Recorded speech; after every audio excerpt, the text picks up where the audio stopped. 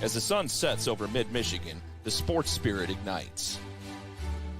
Volleyballs soar, echoing the determination of champions. The gridiron roars to life as student-athletes clash in a dance of skill, strength, and strategy. Basketball courts pulse with energy, each dribble a heartbeat of the game. As winter turns to spring, the diamonds will glisten under the sun, a stage for baseball and softball glory and triumph. Fans unite in a symphony of support for their beloved teams.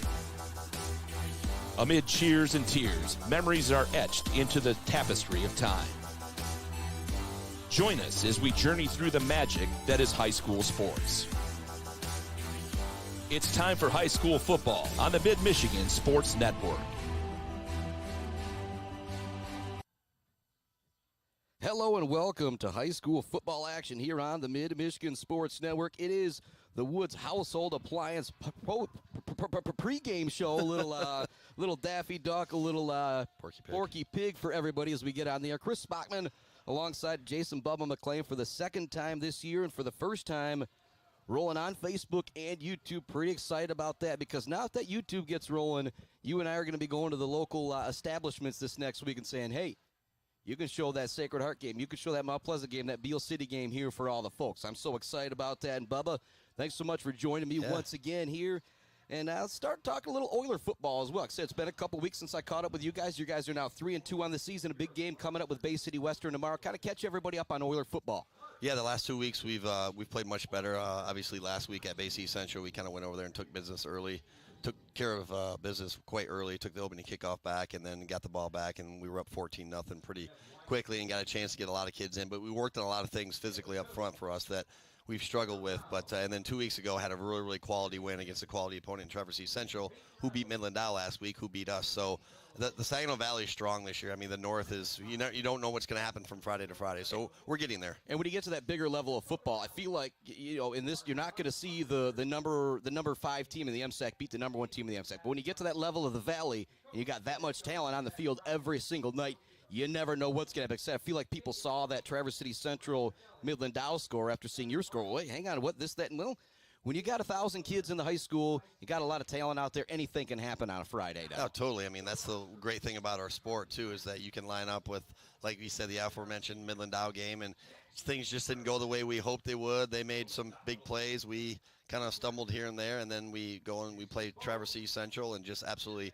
for the most part, did what we needed to do up front, had a really, really good game plan, which we do every week, but we just executed it really, really well. And then Traverse City Central last week beats Midland Dow. So it's just how things line up and how you match up with teams here and there. But we've got a very tough Bay City Western team coming in here tomorrow night for homecoming. So we'll be ready. We're healthy. We're looking really good. We got a great game plan, like I said, and I'm excited. But this will be fun for me tonight too, because this is the first time I've ever had the chance to call an 8-man football game. I've been to one before. It was only my second live game ever. So I'm excited to see what the Irish have in store for. And there's a tonight. guy that we're both really excited to see. I know you've seen him probably play some other sports, but Mr. Jason Bogue, under center for Sacred Heart.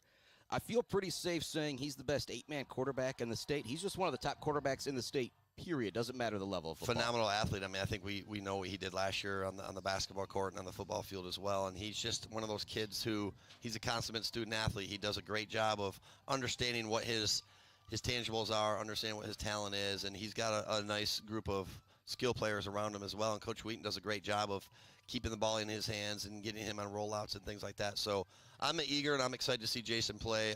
He's like you said, he is a really good quarterback. Doesn't matter if it's 8-man or 11-man. So he's been extremely fortunate enough to be able to be blessed with the athletic ability that he has. So I'm excited to see it tonight. Yep, it's the Woods Household Appliance pregame show. Chris Bachman, Bubba McClain. We got my buddy Adam Gursky on the camera here. Corey Clark's going to be doing some stats for us. Also, big shout out to J&J Auto, the Konwinski Construction, the Barberry Law Built Studios is where we're coming to you from. And 8-man football, Bubba, there's been 2 different things that I've seen.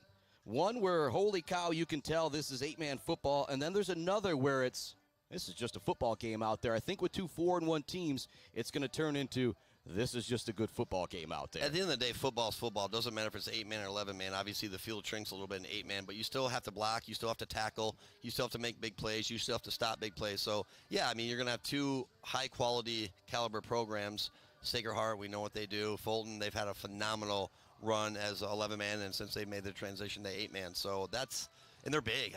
When I saw some of these young men, these student athletes on the field, I was like, wow. I mean, it's farm country down there, just like it is up here. This will isn't be it? fun. This might be some good old-fashioned smash mouth football. Like I said, it doesn't matter if it's 8-man or 11-man. It's football's football, and let's get it going. Yep, we're going to take a break here on the Woods Household Appliance pregame show. When we come back, kind of talk the keys to victory for this game. It's Chris Spotman, Bubba McLean, the Woods Household Appliance pregame show here on the Mid-Michigan Sports Network.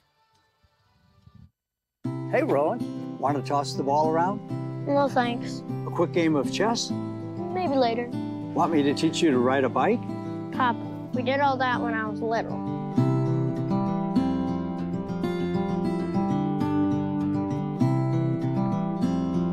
I guess you're right. Marbury Law's kept me so busy, time has just flown by. There is one thing, though. You got any cookies? Thought you'd never ask. Joe Wentworth with Pradium Realty, Robin Stressman and Associates, is a proud supporter of our local high school student athletes, working hard and showing pride for our community. For all of your real estate needs, go with Joe.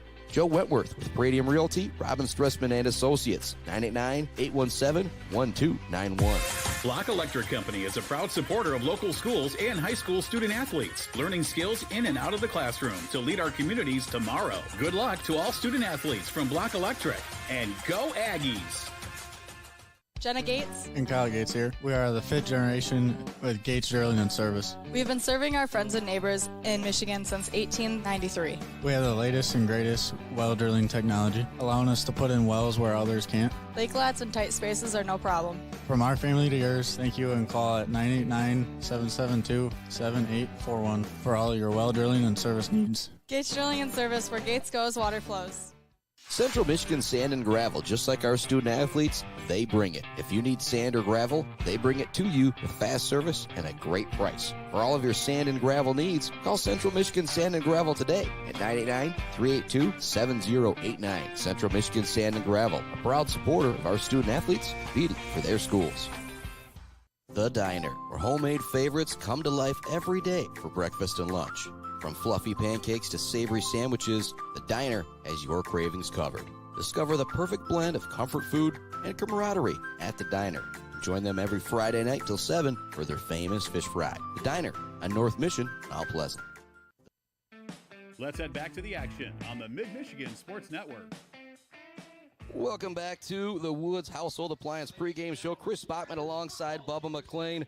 All right, Bubba, keys to victory in this game. It was 22-15 last year, and last year was an absolute slugfest. Fulton's play in the second half, pretty much the only play they ran, was snap it to 27 and run straight ahead with Peyton Reynolds, and it ended up being effective. They ended up coming back in that game, and that was one of the warrior games last year for Aiden Halliday, where I feel like he kind of came back in, and I might not even be saying this right, but I feel like he came back in on a couple drives, even though he was banged up and made some big stops out there.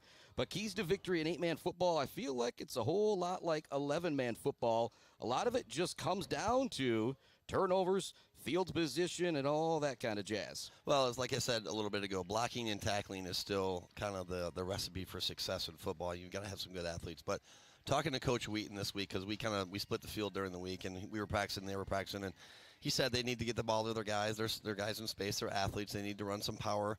But what they need to do, and you talked about the Reynolds young man, Peyton Reynolds from Fulton. Geez, that's probably not going to make me too happy. Fulton Fowler might happen. But yeah, so for Fulton is that they're going to do that same thing. And I saw on the field during the warm-ups, and they've got 3 or 4 really, really large young men down there, and I feel like that's probably what they're going to do. They had no receivers. They had both tight ends in there. They had both guards, and then they had their center. And so they basically were in an I formation, and they were running some direct snaps in the shotgun to the quarterback. So I feel like that's what we're going to see. We're going to see a lot of physicality from Fulton.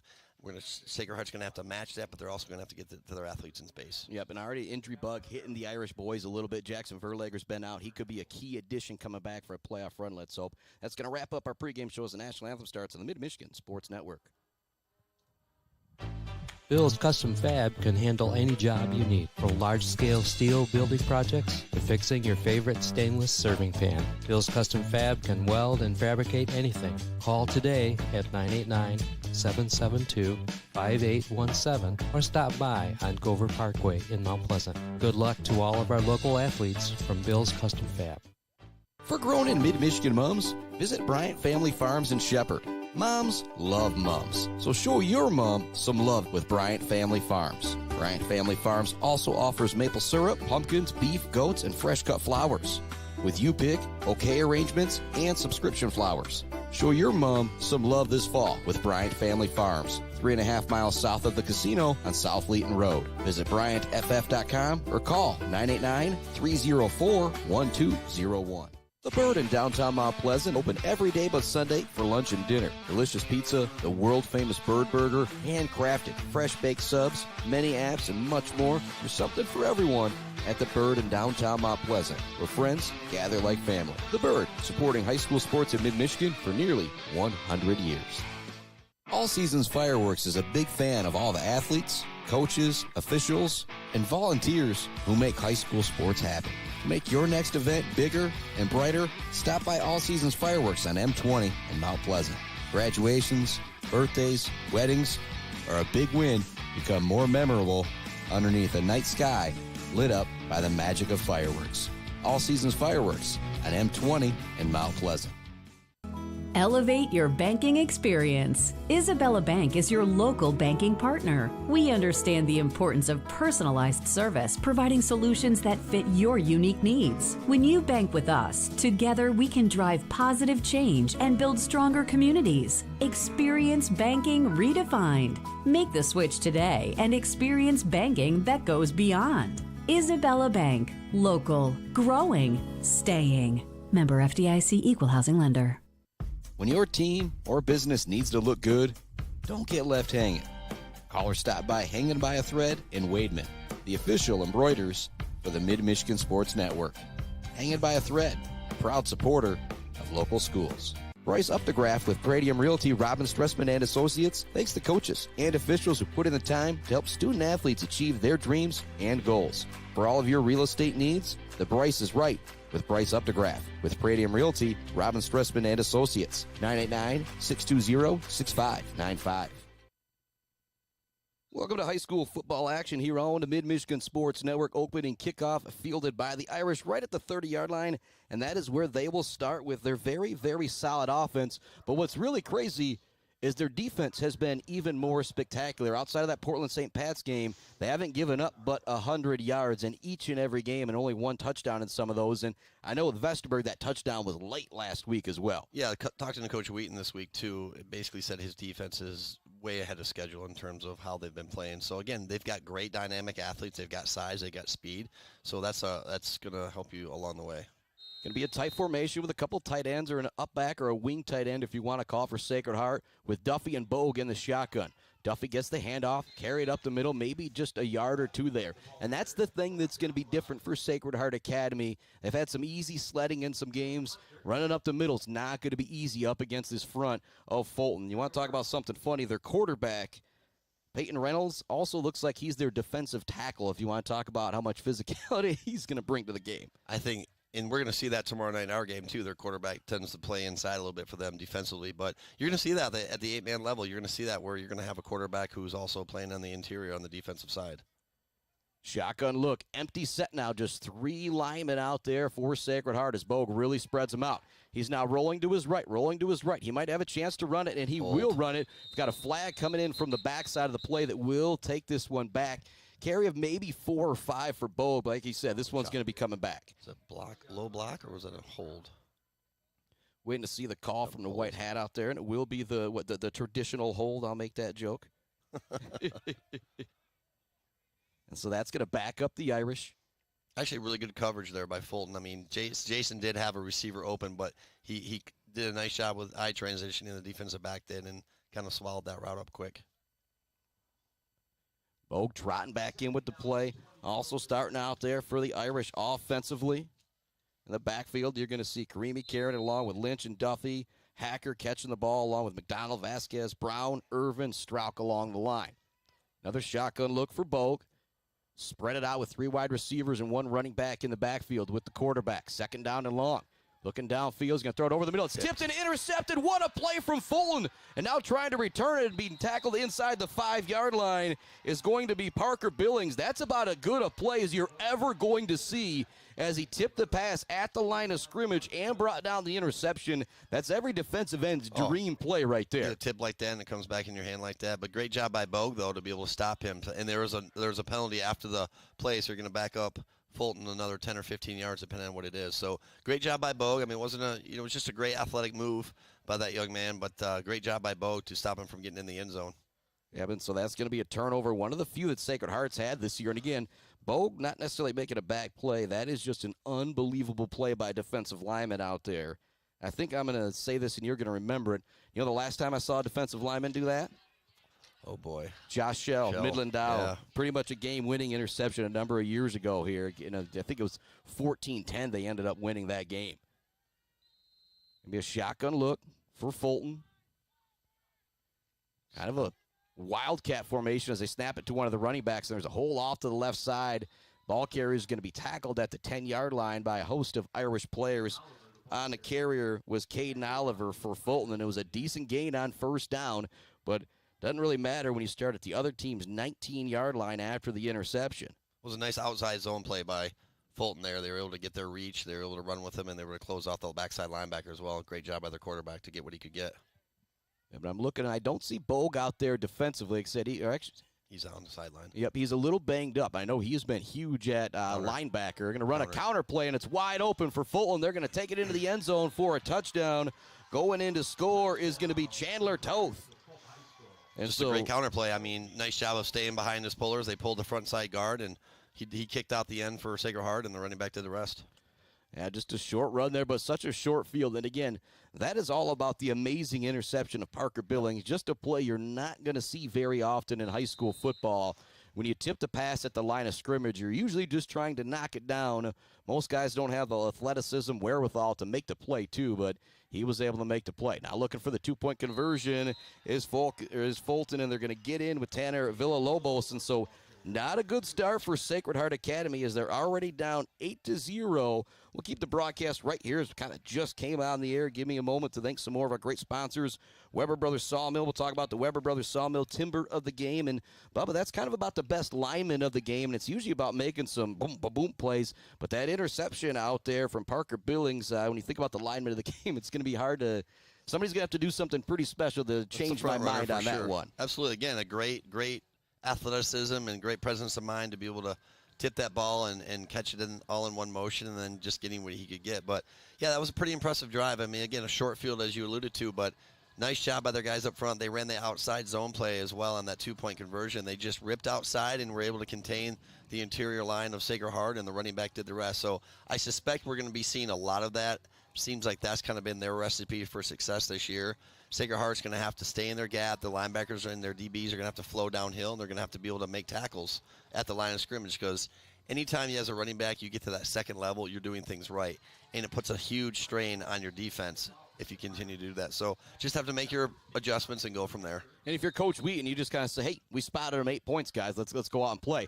Onside kick now is going to be recovered by the Irish. A very nice heads-up play from Nico Vasquez. You could tell the Irish were ready for the onside kick. Yeah, and obviously with Hacker back there and I think with McDonald back there or Duffy back there, I don't feel like you're going to see a lot of deep kicks tonight by Fulton because, again, in an 8-man football, you have 3 less guys. Obviously the field's condensed a little bit, but you get the ball into a playmaker's hands, and they're going to do something really quick. Yeah, Luke Hacker makes one guy miss, and he might be running to the house. Yeah. 1st down and 10 for the Irish, just outside their own 50-yard line, actually snapping the ball right on the Irish logo. Hand off to Tegan Duff. He's got a big hole up the middle. Burst past 2 defenders at the 20, 15, 10, 5. Touchdown, Tegan Duffy, 53 yards. The Irish answer right back. Great job up front. They pulled the front side guard. He kicked out, and Duffy did the rest. That's a great job of just getting the second level. We just talked about that. And, again, he was able to get past that safety and took it to the house. The two safeties from Fulton both had a chance to close on him, but he just hit that extra gear speed and zipped right between both of them. And that's easier said than done, but out on the field, one of you guys has to take a different angle, and they would have been able to get him, but they both try and just run him down, and Duffy takes it to the house, 53 yards. What an answer back for the Irish. Absolutely huge answer by Sacred Heart. Shotgun look for Boak. He's got Hacker lined up at wide receiver to his right. He's rolling that way. Quick throw out. Jim McDonald in and out of his hands. It would have been a really tough catch, but it's 8-6 Fulton with the lead. And we aren't even through 2 minutes yet. We got some points on the board here in a hurry. Going to send it off to a quick commercial break. We'll be back with more Irish football right after this on the Mid-Michigan Sports Network. Jenna Gates and Kyle Gates here. We are the fifth generation with Gates Drilling and Service. We've been serving our friends and neighbors in Michigan since 1893. We have the latest and greatest well drilling technology, allowing us to put in wells where others can't. Lake lots and tight spaces are no problem. From our family to yours, thank you, and call at 989-772-7841 for all your well drilling and service needs. Gates Drilling and Service, where Gates goes, water flows. J&J Auto in Wademan is Mid-Michigan's elite automotive repair shop. J&J Auto offers complete collision repair and mechanical repair. Stop by on Wademan Road or call them today at 989-644-8908. J&J Auto, proud supporters of high school student athletes. Let's head back to the action on the Mid-Michigan Sports Network. Welcome back inside our Barberry Law Studios, built by Konwinski Construction. Chris Bachman alongside Jason Bubba McLean. 10:09 remaining in our first quarter, and the score is 8-6. That is not a joke if you're just joining us. Fulton had a quick interception on an amazing play out there from the defensive end, Parker Billings. Got a quick touchdown, and then answering right back where the Irish, one play, 53 yards. Tegan Duffy to the house, right up the middle with an amazing carry. Here comes the kickoff from the Irish. They'll kick it deep. It's going to be towards the sideline. It's going to be fielded by the returner at the 8-yard line. A couple Irish players closing down at the 15. Returner gets past the 20. Will be brought down on the far side of the field. It's a really solid kick out there from Nate Seiler.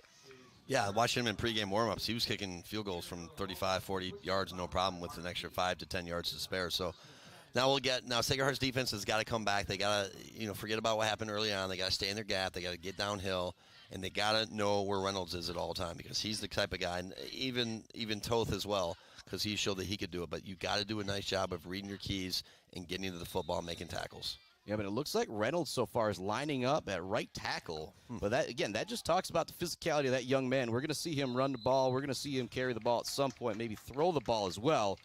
But and actually, I love seeing that as well. You got to give so much credit to the young man. He played some quarterback last year, ran the ball a lot, but then you get to a game and your coach says, "Hey, I need you to play tackle." And he says, "No problem, coach." Who's the young man from Beale City that did that? The Wilson? Wilson. Yeah, that was, he started as a... Chase Randall doing that for Claire this year. Played some wide receiver, now he's playing tackle this year. That just says a whole lot about the young man. And I think the success that they're going to have going in their life, too, when they're showing that type of versatility. Totally, 100% agreed. And so backing up after that first play on the call is Fulton. It'll be first down and 15 from their own 22. Much they better snap job. it and looking to run it right up the middle, and nowhere for the ball carrier to go. Caden Oliver's brought down near the original line of scrimmage. Going to see where they spot the football exactly. But again, it's going to bring up second down and long. And with this Fulton team, that's what you want to do, is put them back behind the chains. You get this team into third and long. That's probably when we'll see Reynolds at quarterback, and then you know they're going to be throwing the football. Yeah, again, get them out of their comfort zone early. If you can negate them as much as you can on those first and second downs, and you bring up 3rd and 7, 3rd and 8, whatever, then your chances of running ball go down significantly, and you make them do something that maybe they're not as comfortable doing. Yep. In the backfield is going to be Tanner Villalobos. Actually going under center this time will be Reynolds. He's going to hand it off to the deep back Villalobos. He's got a little bit of room to the far side. Nice job bringing down the ball carrier by Nate Seiler. He had to wait for his teammate Luke Hacker to come in and clean it up. But when a guy's running at you with a full burst of speed, sometimes that's what you do. You grab on, you hang on, you wait for your teammates. Yeah, that was just a power play. They pulled the left guard, and he was able to kick out, and the running back did a nice job of staying in the hole and kind of getting to that second level. But again, as you said, now it brings up 3rd and 5 and 3rd and 6, and now if you're Sacred Heart, your objective here is to hold them to 2 or 3 yards to where they can't go for it on 4th down, because even on a short field like this, they still might go for it. I formation, lined up tight. They're going to pitch this one to the outside. Hacker looking to turn it back in. Luke Hacker getting back there to make the play. Tegan Duffy also helping bring down the ball carrier. But Luke Hacker did a great job of setting the edge that time for the Sacred Heart defense. turned them back inside. You build a wall and swarm to the ball. Great job of the Irish right there. And again, that's just what you're taught as a defensive back, is to stay outside, as you said, set the edge, and then the front side linebacker did a great job of shooting the gap and running the cone, and he tried to cut back, and he was there. So all 8 guys for Sacred Heart. I almost said 11. Didn't slip, said 8. But they did a great job of all doing their job and staying in their gap and doing their assignment. Tegan Duffy back deep to return this one right at the Irish logo, and we're going to have flags coming in. If this is a penalty against the Irish, nope, it'll be against Fulton. So I still don't think you would have seen Fulton go for it, but if you get to 4th and 2, you maybe think about it a little bit. But this is just going to back them up 5 more yards, and the Irish are going to be looking at really good field position here. And again, you take away that amazing play from Parker Billings. This game so far dominated by the Irish. Well, I mean, Sacred Heart was down in possession. I mean, much like in basketball, sometimes you can get down possessions and you got to kind of do it on defense and you got to come back and make threes and so on and so forth. Sacred Heart was down in possession, but they just got that possession back. So now you're right back to where things need to be. You're kind of back. Now you start utilizing your game plan as is. And it's not a great punt. No. But it's not returnable either, though, so I do want to give some credit to the punter there on that. But it will be Irish football. They'll have it inside Fulton Pirate territory, taking over with 7:49 left to go here in the first quarter. They trail it 8-6. So you're at the Fulton 46. Shout out some more of our great sponsors here today, like GNS Mechanical, ENS Graphics, Mount Pleasant Heating and AC, Mumford Oil and Gas Supply, Bryce Updegraff, and Joe Wentworth, Braden Realty, Robin Stressman and Associates, and Block Electric. Tegan Duffy in the backfield with Jason Bogue. One wide receiver split out wide to the left of Bogue. They hand it up the middle to Duffy. Probably running the same play there, and why not when it goes 53 yards, but the Pirates were ready for it on that one and stood up Duffy at the line of scrimmage. Fulton brought an extra guy, kind of like their driller was outside, kind of brought him in that time, and there was only one guy to be able to block, so the second guy came in free and pretty much stopped him at the line of scrimmage. And that's something you see that as a coach, you start to think about that little pump fake or a little fake of the handoff there and send somebody down the seam. Yeah, you can do that, or you could, if you're the quarterback, you have to read the edge as well to see kind of what they're doing here, if they're closing down hard or not. 2 wide receivers for Bogue in the gun with Duffy in the backfield. Quick throw over to Luke Hacker. Looks to get by the defender. He's going to be pushed out of bounds. Nice open field tackle on the far side of the field from Tanner Villalobos. That's a great play right there. That's something they utilize quite a bit. Obviously, the safety or the corner was playing 8 yards off, so he just ran a 5-yard hitch, and he did the rest. Nice little pitch and catch to make this third down more manageable now, 3rd and 5. And this would be 4-down territory for the Irish here. You pick up 2 or 3 here. I guess even if you don't pick up anything, you're going to go for it. 4th and 5 at the Pirate 41, because a punt, send it into the end zone, you only could have a net of 20 yards. Maybe some kind of a hard count here as well to try to see how jittery the defensive front is. It looks like it's going to be a wildcat formation here. Yep. They snap the ball, looking to run it up to the near side here as the ball carrier is going to be hit hard. Nice tackle in the open field from Trevor Brown, and coming up just short. It's a decent ball carry for Karimi. It's going to now be 4th down and maybe just a yard or 2, but I do think you go for it here in this situation. Oh, totally, absolutely. I mean, what do you have to lose at this point? Yeah. And if you got a big quarterback like Bogue, snapping it to him in the gun and charging him forward might not be a bad decision. But I know he's got a little hitch in the shoulder there, so that might change that game plan a little bit. Well, you could also put your right side over on your left and stack the one side, depending on if you want to go to short side or not. In 8-man, it's a little bit different as they're going to go to their 5-man front here. Lined up to the left of Bogue is Tegan Duffy. I got Jim McDonald out there at tight end position. It will be a run all the way for Bogue up the middle. He's got 1st down yardage.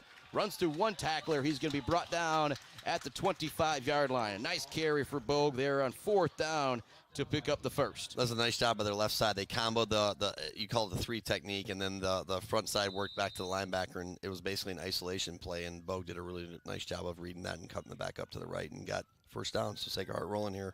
1st and 10 for the Irish at the Fulton 25-yard line. They trail 8-6. There's 5:25 left to go here in the first quarter.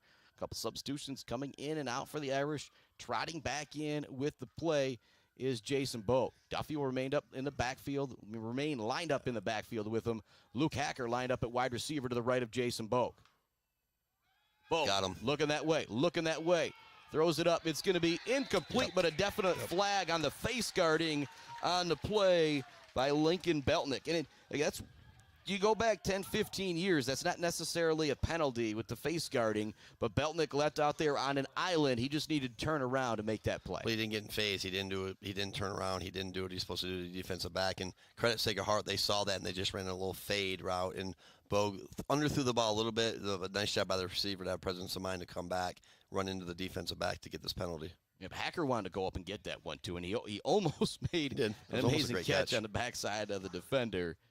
And so as they mark off penalty yardage, shout out some more of our great sponsors like Barry Funeral Home, Boomer's Lawn Care, Doozy's Ice Cream Place, WW Construction, and Rick's Food Center, along with Mount Pleasant Public Schools. Welcome everybody back to school, and they're also hiring bus drivers. They need parapros and substitute teachers. And if you're a bus driver, there is paid training, so you can start getting some cashola right away. First down and 10 for the Irish at the Fulton 13-yard line. So they can still pick up a first down before they get into the end zone here. We'll switch in the formation. It's Duffy and Bogue in the backfield once again. Hackers lined up at a tight end now to the left. They hand it off to Duffy. He's up the middle. Nice open field tackle. Looked like Duffy was going to run into the end zone with that one, but grabbing the ankles and hanging on for dear life was the Fulton safety out there, just able to bring him down. It's going to bring up 2nd down and 3. Sacred Heart's doing a great job with their guards, trapping the inside 1 or 3 technique for Fulton right now, doing a really nice job of getting to the second level. And their front side linemen as well are getting to the front side linebacker. So really, really nice game plan, nice execution so far by the Irish. One running back in the backfield with Bogue, 2 tight ends out there for the Irish. They hand it off to Duffy. Up the middle he goes once again. Charges forward, waiting for the signal. It looked like he got into me. Waiting for the touchdown call. They're going to put it at the 1-inch line here. 8th play of the drive coming up. 4:10 remaining here in our first quarter. Irish trail 8-6. Game started with a Fulton interception and a quick touchdown. Then a quick touchdown right back for Sacred Heart. Then a 3-and-out from Fulton. And the Irish have charged down on the field. They did have to convert a 4th down. And they got a big defensive pass interference penalty. And now they're set up 1st and goal at the 1 after the last carry. Gave them first down yardage. Bogue plugs it up the middle. He's into the end zone for a touchdown. It's a short TD run for Bogue. Right. And waiting for the signal. There is the signal. And so the Irish go up 12-8. And probably going to see him go for 2 here once again. If you're the coach, you saw the kicking game from Seiler, you got it, but you're still trying to catch up on points here a little bit, maybe. Don't chase points this early. I don't think you do anyway. Obviously, you're up 4 right now. What's 5? What's 6? I mean, at this point, get your point and just kind of get to 13. And like I said, don't chase points until you have to. Yeah. And it's like maybe you've coached with Coach Wheaton before or something as he comes out here going for the extra point. McIntyre too. So I mean, that's many things I've learned over him is you don't chase early on in a game. I mean, if you see something that you feel like you can exploit, sure. But if not, if you have a good kicker, like we have a great kicker this year, Sacred Heart has a great kicker, get the sure thing because you're never guaranteed the 2 points or the 1 point for that matter. Bogue out there for the hold. Seiler ready for the kick. Decent snap, decent hold. It is up and it is good. 13-8, the Irish lead after the 8-play drive, going 46 yards for the touchdown from Jason Bogue. We're going to take another break. Be back with more Irish football right after this on the Mid-Michigan Sports Network. Konwinski Construction offers a full range of construction services on small and large projects. Konwinski Construction is a leader in the community and are proud to support those student athletes who will be leading our community tomorrow. Konwinski Construction on Gover Parkway, Mount Pleasant. Hi, I'm Attorney Joe Barbary. Just like doctors specialize in areas of medicine, at Barbary Law, we specialize in getting you the best possible results. If you've been injured by someone else's negligence, you owe it to yourself and your family to call our legal team. At Barbary Law, we focus on one thing, and that's getting you the compensation you deserve. Every case we take personally. My attorney is Joe Barbary. He can be yours too. Let's head back to the action on the Mid-Michigan Sports Network. Welcome back inside our Barbary Law Studios, built by Konwinski Construction. Also, big shout to our friends at Bryant Family Farms, the official embroiderer of the Mid-Michigan Sports Network, hanging by a thread. Block Electric, All Seasons Fireworks, Isabella Bank, and our friends at Weber Brothers Sawmill. Talk about that timber of the game.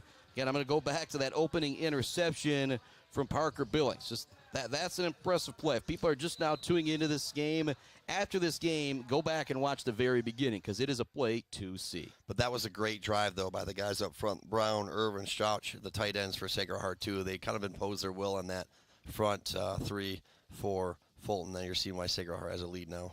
Here comes the kickoff from Seiler. It's going to be a deep one. It's actually going to bounce at the 20, fielded by Villalobos.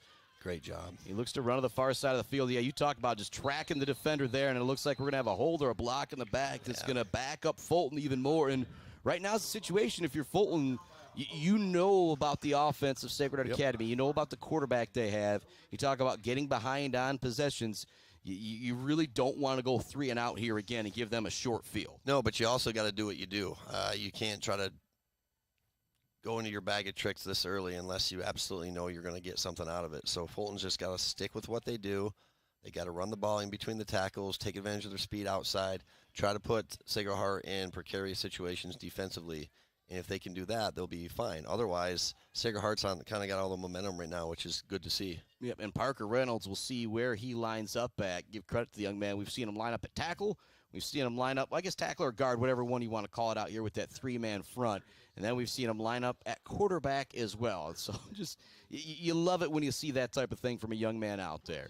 First down and 10 at the 14 for Fulton after they're backed up from the penalty. We've talked about this 100 times. You only get 4 years of high school. Do what you can do, have a good time, get experience, but also at the same time, if you can help your team win, doesn't matter if you get your name. I say the paper, but we don't do that anymore really, but doesn't matter. Just do what you need to do to help your team succeed. Wildcat formation. Looking to run to the near side. A big hole. Getting across the 30, across the 40 is the ball carrier. Chasing him down for the tackle is going to be Levi Lynch. But a big run from Caden Oliver. That's the second time we've seen them run that play. Both times it's worked very well coming here to the near side. The other one was a little bit closer to the goal line. Well, that time the edge was set, but your linebacker didn't get down there quick enough. He kind of took a bad read step to the left. He kind of bid on that little false pretense that, because backs sometimes lie. Well, he didn't that time, and he just didn't get there quick enough. Another shotgun look. Villalobos lined up at quarterback.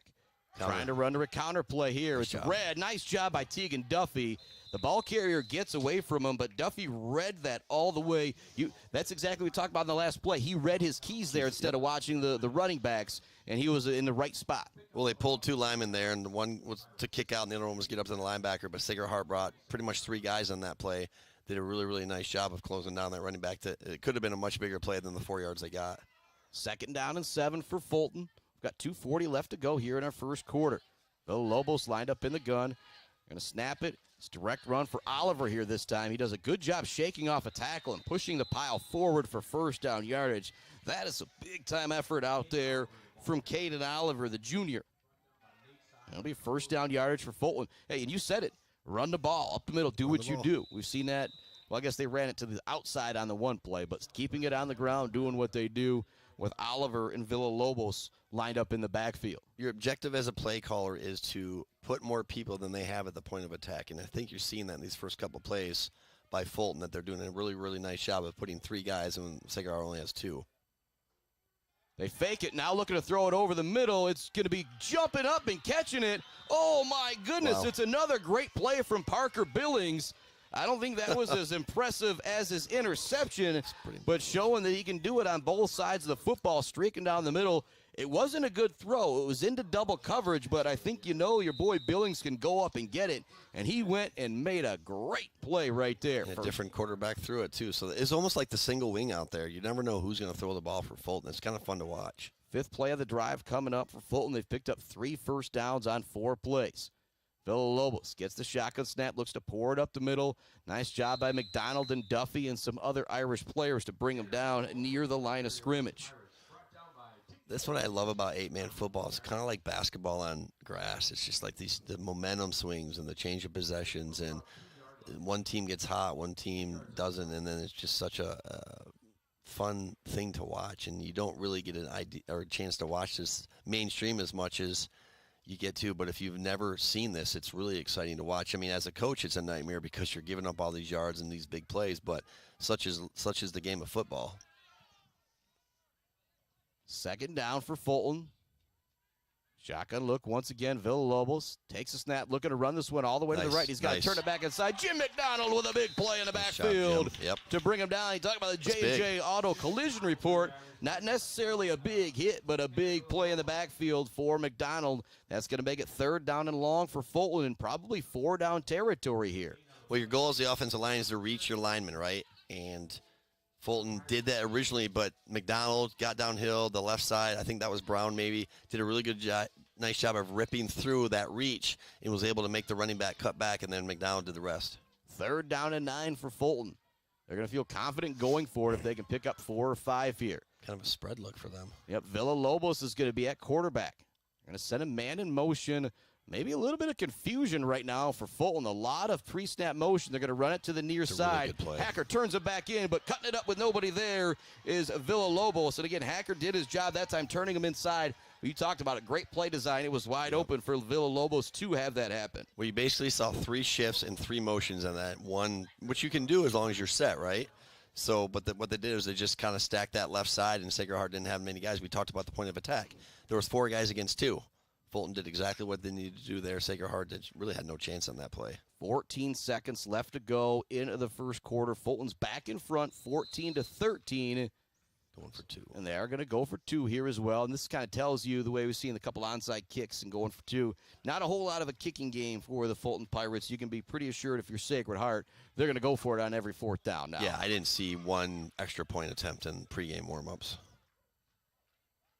Villalobos remaining in at quarterback, or if you want to call it a wildcat, because he's ran it a whole lot. Fakes the handoff on the jet sweep, pours it up the middle for the 2-point conversion. It is good.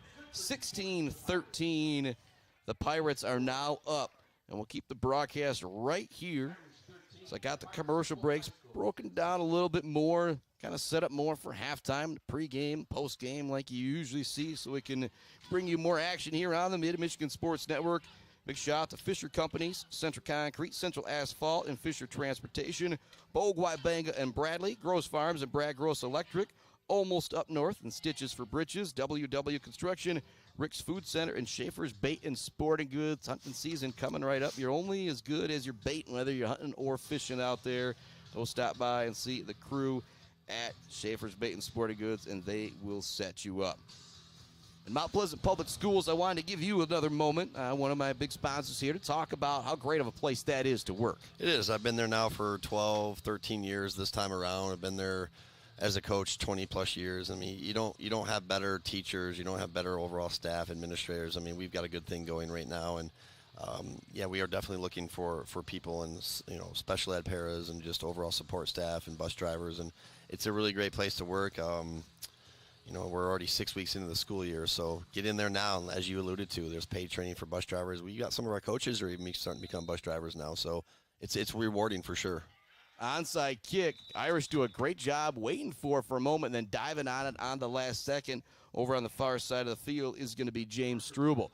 So it'll be 1st down and 10 for the Irish. Once again, near midfield. Yes, I mean, again, I'm not sure if they're taking their chances, what they can stop them on a short feed as opposed to kicking the ball to the dynamic athletes that Sacred Heart has. But, okay, we'll see what happens here. We'll see if it's a good move or not. Yep, and, you talk about the difference between high school football, 8-man, 11-man. This is already the 4th drive for Sacred Heart Academy, as we've already got 4 touchdowns on the board, 2 apiece for each team. 16-13 our score with 12 seconds left to go in the first quarter. Another big shout out to our pregame show sponsor, Woods Household, along with Weefrich Financial, the new sponsors of the Zaid Batchelder Baller of the Game. I felt like Weefrich does so much for our community. Get that little that special one there with my main man, Zaid. Run here for the near side. Great play in the backfield defensively. Bringing down the ball carrier for a loss was Colin Coos for Fulton. The Pirates backing up the Irish, and that will bring us to the end of the first quarter. 16-13 our score. The Irish trail Fulton. It looks like this is going to be a back and forth excellent game with Sacred Heart Academy and Fulton. Back with the second quarter right after this on the Mid-Michigan Sports Network. The Bird in downtown Mount Pleasant, open every day but Sunday for lunch and dinner. Delicious pizza, the world-famous Bird Burger, handcrafted, fresh-baked subs, many apps, and much more. There's something for everyone at The Bird in downtown Mount Pleasant, where friends gather like family. The Bird, supporting high school sports in mid-Michigan for nearly 100 years.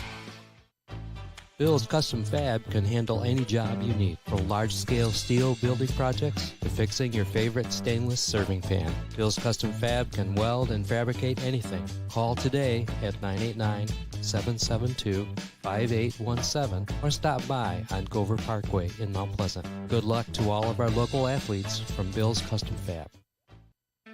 Let's head back to the action on the Mid-Michigan Sports Network.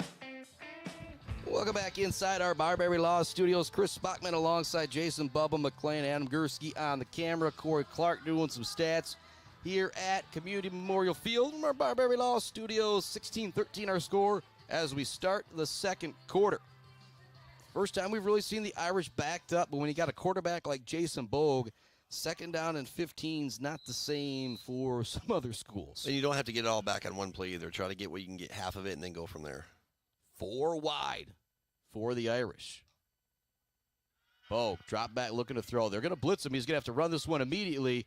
Runs it to the far side. He's going to be pushed out of bounds. Again, another nice play from Parker Billings. Yeah, he's kind of spying Bogue a little bit. You can tell from his position, he's just kind of waiting. It's the Mike linebacker against the quarterback there. So he did a nice job of flushing him out of the pocket, and he got 7 yards back, but he got less than what they needed to get there. So good job by Fulton. And if you're the coach, that's what you want Billings to do. You just don't let Bogue get by you. You give him 2, 3, 4 yards. You just don't allow him to pick up that 16-17 on the scramble. Totally. Agreed 100%. Third down and 11 for Bogue. In the backfield with him is Duffy. He's got 1 wide to his right, 2 to his left. This is where you really miss Joe McDonald in this situation if you're the Irish.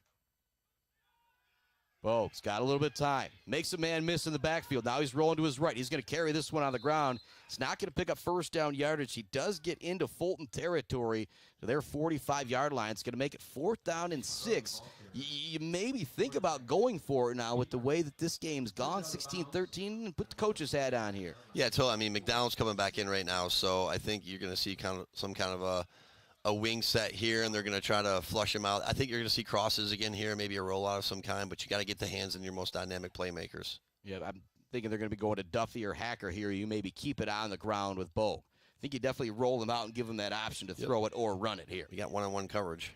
4th down. Big play right here as we start the second quarter.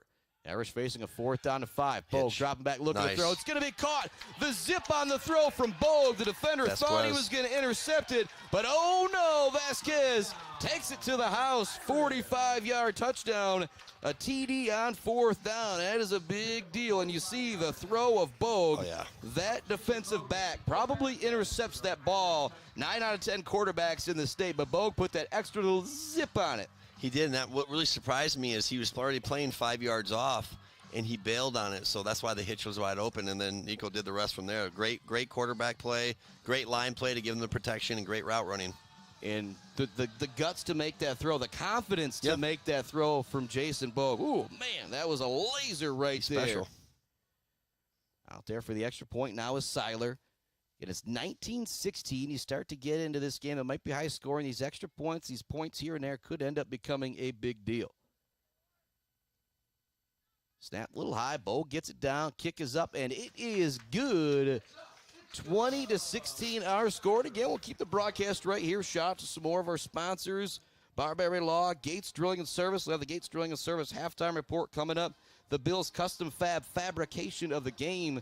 Got to go back to that Parker Billings play once again, but that throw from Jason Bogue is also pretty special. Part of me wants to say, you don't see a whole lot of throws like that in high school football, but you and I have been lucky enough to see a few throws like that the last couple of years at Mount Pleasant High School. When you think about comparing Bogue to Mr. Borodachuk, again, different players. You know, Bogue's got that 6'5" frame, but kind of talk about just the college aspect that you see with Bogue at quarterback. Well, I think just his footwork's really good, and he drives off that back foot, and he's strong first and foremost. He's a really good athlete. He's big. I mean, he's 6'4", 220, whatever he is. So he's not small, but he's just a good athlete. And just the way he steps into the pocket there and the way he drives the ball to the receiver, I mean, he's got good hip motion on it too. He just drives it with his hips. Most people think it's your arm. Yeah, it's a big part of your arm, but it's your lower body mechanics as well, where you got to shift with your hips to be able to generate that extra power. But that was just a great setup, great throw by Bogue. And to talk about, we talked about a little bit ago too, to toot the horn of both Sacred Heart and Mount Pleasant. Anybody who wants to see what's right about high school sports, come to our homecoming tomorrow. Come to our game. Come to Sacred Hearts next week. You're going to see a packed auditorium, or you're going to see packed gymnasiums tomorrow. You're going to see packed parade routes tomorrow. Then you're going to see packed community memorial stadium. So that's what's fun about homecoming as well for both schools back-to-back weeks. Yeah, but tomorrow is one of the few games that I felt safe venturing out to Everett, because they got the big grandstands there. So they have 4-1 Everett versus 4-1 Beale City. But homecoming tomorrow here. I know Brett and Scobie and the crew are going to have some great coverage along with Kyle Sandel and Brett Heibel on Buck 92. That kick's going to go out of bounds, so it'll move up to the 35-yard line for the Fulton Pirates, and that's where they'll have first down and 10.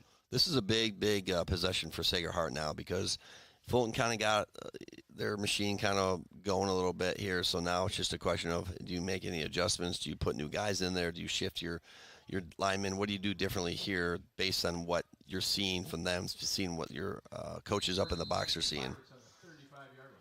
It's going to be the shotgun look once again. I'm going to just say 2 running backs in the backfield. It's going to be a direct snap, looking to get that far side, and getting it is going to be the ball carrier, and it's another big run out there for Oliver. When Oliver's able to turn that quarter, you really see the speed from the young man. Well, you've got 4 guys that have carried the ball for Fulton so far with success, and they have that little wing look that they do there. And it's basically, like we talked about the single wing, they're just reaching outside, they're filling their gaps and things like that, and they're doing a really nice job of getting to the second level as well. And the running backs are doing their job. They're cutting up when they see that seam, and they're getting to that 10, 12-yard area. And when you're out there defensively with just 8 guys, you turn them back in. There's 2 counter. Two nice guys looking to throw it downfield. Not bad coverage out there. Wow. It's going up and making another amazing catch is going to be Parker Billings. They call it incomplete? I'm waiting to see the call. Wow. Hey, give a whole lot of credit to Nate Seiler. He stuck with it the entire time. I thought he went up and made the catch, but Seiler stayed with it, and that is a big-time play right there. And that was a violent landing by Billings as well, so we'll see how much that affects him. He landed right on his back, so nice to see him get up and get back in the play here. This is one of those, he's a lot tougher than I am out there, because I would still be down on the ground looking for a Band-Aid or something. Run all the way here. Big hole for Villalobos. He makes a nice cut to get first down yardage. Hacker pushes him out of bounds, but not before he gets down to the 36-yard line and picks up another first down for Fulton. And again, it was the backside of Fulton's offensive line that time they were able to rip inside to get to the flowing linebackers and the safety for Sacred Heart there. So you can, if you're watching it on the stream, you can see, well, he had a big opening there, but that was really a credit to the backside linemen for Fulton that time. First down and 10 for Fulton at the Irish 36-yard line.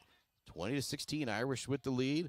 Early second quarter. Nice job standing up at the line of scrimmage. Wyatt Brown, Tegan Duffy in on the play to bring up the ball carrier. Actually, that might have been Martin High in on the play for the Irish there. You got Brown wearing 48, High wearing 47. They both get credit on that play. Well, one thing that Sacred is doing a great job is they're doing a great job up the middle so far. I think maybe Fulton's got maybe one play inside for a positive yardage.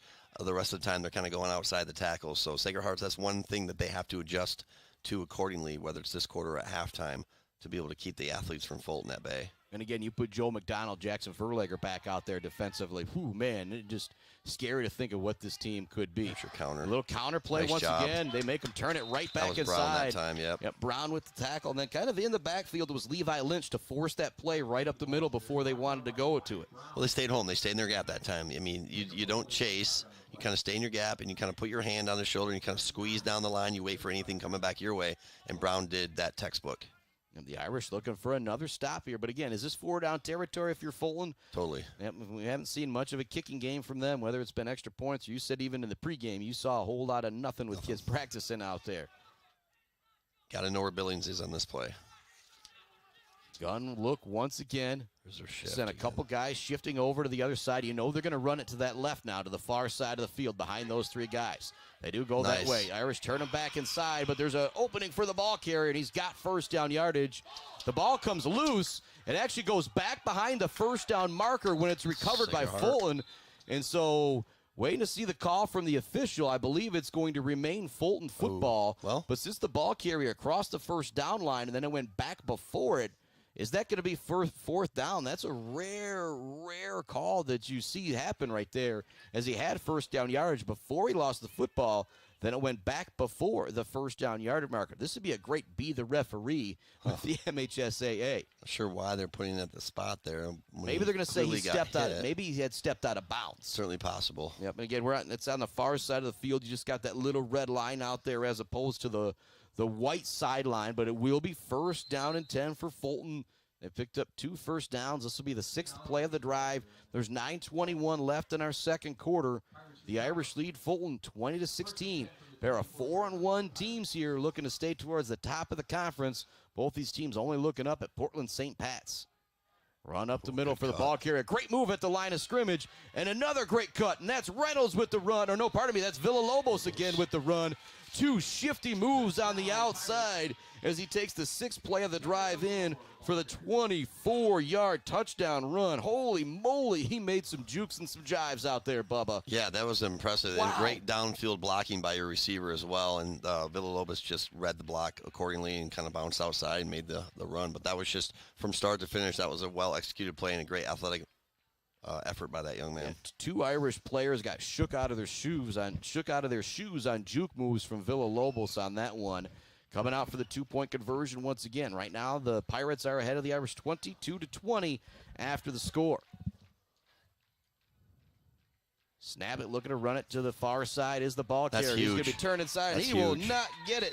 Looking to find that outside edge was Colin Coos. He's going to get brought down to the backfield. The score remains 22-20. Fulton with the lead, but the Irish get the big stop on the 2-point conversion to garner some momentum. We're going to take a break here on the Mid-Michigan Sports Network. When we come back, it's more Irish football, an offensive battle. It's 22-20. Still 9 minutes left in the second quarter on the Mid-Michigan Sports Network. The Bird in downtown Mount Pleasant, open every day but Sunday for lunch and dinner. Delicious pizza, the world-famous Bird Burger, handcrafted, fresh-baked subs, many apps, and much more. There's something for everyone at The Bird in downtown Mount Pleasant, where friends gather like family. The Bird, supporting high school sports in mid-Michigan for nearly 100 years. Bill's Custom Fab can handle any job you need, from large-scale steel building projects to fixing your favorite stainless serving pan. Bill's Custom Fab can weld and fabricate anything. Call today at 989-772-5817 or stop by on Gover Parkway in Mount Pleasant. Good luck to all of our local athletes from Bill's Custom Fab. Let's head back to the action on the Mid-Michigan Sports Network. Welcome back to it here at Mount Pleasant's Community Memorial Stadium, coming to you live from the Barbary Law Studios, built by Konwinski Construction. It's Chris Bachman, it's Bubba McLean, 8-man football on an offensive battle. Fulton leads at 22-20, 9:13 left to go. Tegan Duffy fields the kick, looking to run it all the way to the far side of the field. A whole lot of horizontal, not vertical running. He's going to be brought down at the 20. Nice job closing in by Fulton on that one. Well, they kicked the ball back there, and it was a win-win for them, so maybe you'll start seeing that more often because for whatever reason they just went away from the onside kick. Maybe it was because they were giving up that short field, so maybe they took their chances there, and we'll see what they can do defensively now as they've kind of put Sacred Heart back in the 25, or I'm sorry, the 20. Yep, and a highlight reel run for Villalobos moments ago. I kind of feel like it has the momentum back on the side of the Pirates in a game that is back and forth. I like how you compared it to basketball, basketball on grass essentially, because that's what it looks like we're watching out here, just missing Noah Zion and Grady Perrat out there for the Irish. Bogue takes the shotgun snap, hands it off up the middle. Tegan Duffy's going to pick up maybe just a yard or two. Not a good spot over there on the far side of the field for Duffy. Felt like he got a couple more yards, but these officials must be in great shape at 8-man football because I've seen some of these scores on the MHSA site on Friday nights, and you're seeing 60 to 58 games. Like, wow, these guys, they're getting their cardio in, that's for sure. But yeah, that was maybe a yard and a half, 2 yards short on that spot. But Sacred Heart's got to come up here now with a nice play here. You don't want to get forced into 3rd and long. 2nd down and 9, your own 20-yard line. Bogue in the gun. He's got one wide receiver to his left, along with a running back. Looking to go that way. Looking to go to Hacker. What a throw. It's going to be a throw right in between three defenders. Hacker gets away from him. He's gone. 20, 10, touchdown. Luke Hacker, 79 yards from Jason Bogue. Wow, did he thread that needle. Woo! I mean, that's great protection. It's a great route, but that throw is one of the best throws I've ever seen. Wow, that was special right there, Chris. There was only one wide receiver on the route. There was 3 defenders that were a little bit behind the play. Wow. Bogue had to drop it in absolutely perfect on the dime. And oh boy, did he do so. 79-yard touchdown. Hacker from Bogue. Woo! That was a big-time throw. That's as big as a throw can get right there. And the couple times that Fulton has gotten the momentum, Sacred Heart has kind of nabbed it right back. Totally. They're out there for the extra point with Seiler. They lead it right now by 4, 26-22. Kick is up, and it is good, 27-22, and we'll keep it right here as we've been able to get quite a few commercial breaks in here in the first half with this high-scoring ball game. 27-22 the score. Continue to gush over that throw, Bubba, please. Well, if Jason's aspirations are to play quarterback at the college level, that's the first play you put on your highlight tape, because then a coach is going to be like, wow, and then you just throw more plays on top of that. But just I talked about, again, the hip drive, the arm strength, just to be able to thread that needle in between 3 defensive backs, and then obviously Hacker did the rest there. He got by that kid. The kid tried to make a shoestring tackle, and Hacker's obviously got speed, but wow, unbelievable throw. I'm going to remember that one for a while. That was pretty special, Chris. Yeah, we talk about the Mumford Oil and Gas Supply assist of the game. I think we just saw it right there, and that's the second laser throw that we've seen him. The other one was on a 4th and 5 throw from Bogue to Vasquez. That one just wasn't as far downfield and over 3 defenders. That one was zipped by a defender who was looking to go for the pick 6, trying to jump the route. Yep. This one was just a throw where if you're Fulton, defensive coaches, all your guys were in a good spot. He just threw it to the one area that he had to. Great defense, but exceptional offense. And I mean, that's one of those things where you can't jump a route against Jason Bogue. It's much like Logan last year. If you do, you're going to get paid for it. But one thing I just noticed too about Bogue's shoes, what kind of shoes are he wearing? Do you know? What's he wearing? I don't know who's the GOAT. And don't Jordan? say LeBron. Yeah, he's wearing Jordans. Oh, come on now. You know, I'm an 85 born kid. I'm smarter than that. Here comes the kick from Seiler. That sky kick. It's going to be a high one. It's going to go out of bounds at the 30. But again, I think both of these teams at this point, they're keeping it away from the athletes when you send it back there. Yeah, I mean, you can keep that in bounds. You're giving up a few yards, obviously, but obviously there's a game plan that Coach Wheaton has right now, so you got to go with it. And something I've seen more and more with high school football, when you kick it right into that area, every once in a while it's going to take that bounce back towards you.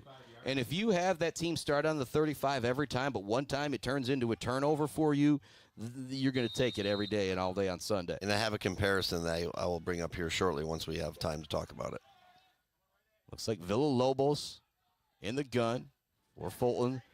Going to run it all the way here to the near side. They turn it back in, but he's got another big hole. Hacker looking to close down on him. Villalobos looks to change gears. Hacker with a great job hanging on for the tackle, and also a great job to not make it a horse collar tackle as well, but another huge run out there from the ball carrier, Villalobos. And, man, between him and Bogue right now, this is kind of an offensive show going back and forth between the quarterbacks, but one's running it, the other one is throwing it. I'm tired watching this game right now. Woo, Holy man. smokes, these athletes out here. 8 minutes left to go, second quarter. One play. Already into the red zone, our Fulton. First down and 10 at the 15-yard line. It's already 27-22. There's still 7:50 left in our second quarter. Going under center is going to be Peyton Reynolds. Fakes the handoff, looks to throw it. He's got a man, but there's a player in the backfield.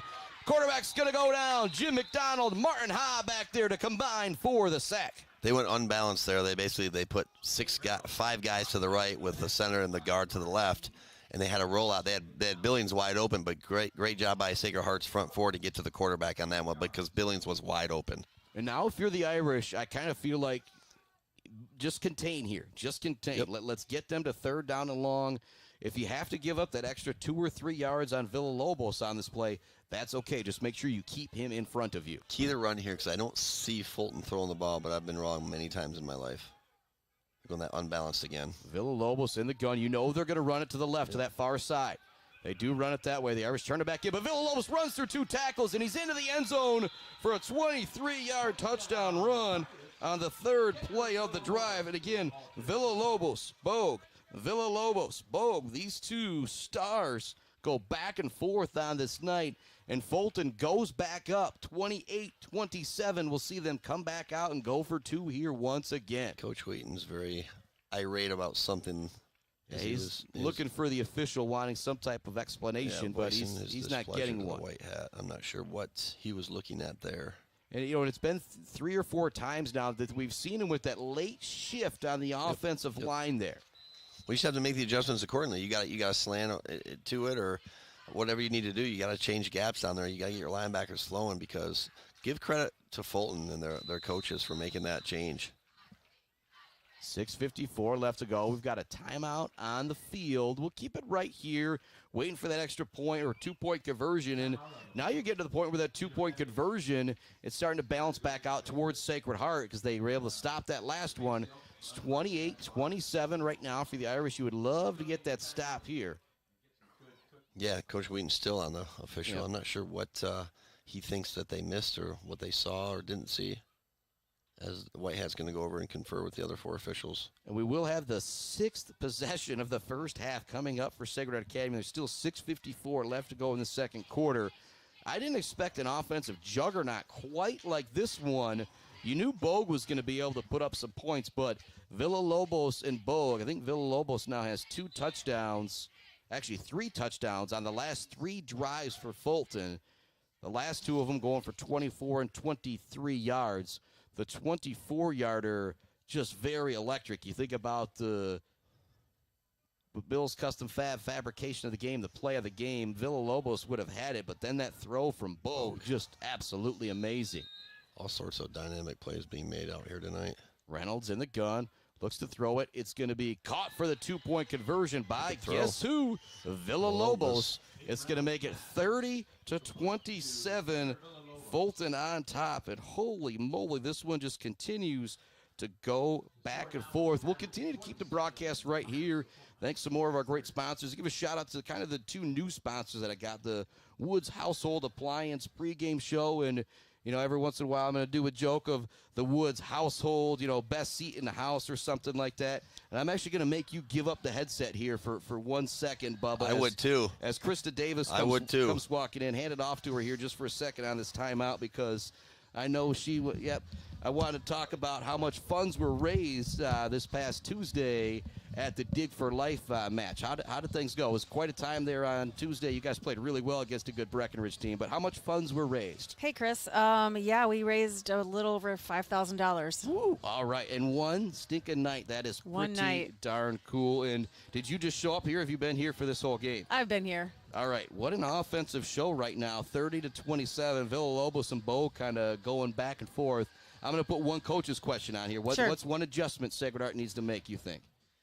Oh, yeah, no, I'm not. I can tell you volleyball. I don't know about football. I don't know. Let's go hustle. All right. I don't know. It's always a good one. Kick is going to be fielded by Duffy at his 10-yard line. Again, trying to get to the far side of the field. Again, big shout out to Krista Davis for coming up and telling us how much funds were raised at that Dig for Life night. And you talk about a fantastic athlete right there. Was the Southeastern Conference Volleyball Player of the Year back in her day in college or something like that. The Ohio Valley Conference Player of the Year. And so that's an entire college conference we were talking about. She is Player of the Year. That's pretty darn special. State championship coach. That's yes. pretty special, too. Yes. I mean, it's coaching's in her blood and her family. So congratulations to Sacred Heart on Tuesday, and to Breckenridge, for that matter, for raising money for a near and dear cause to all of us.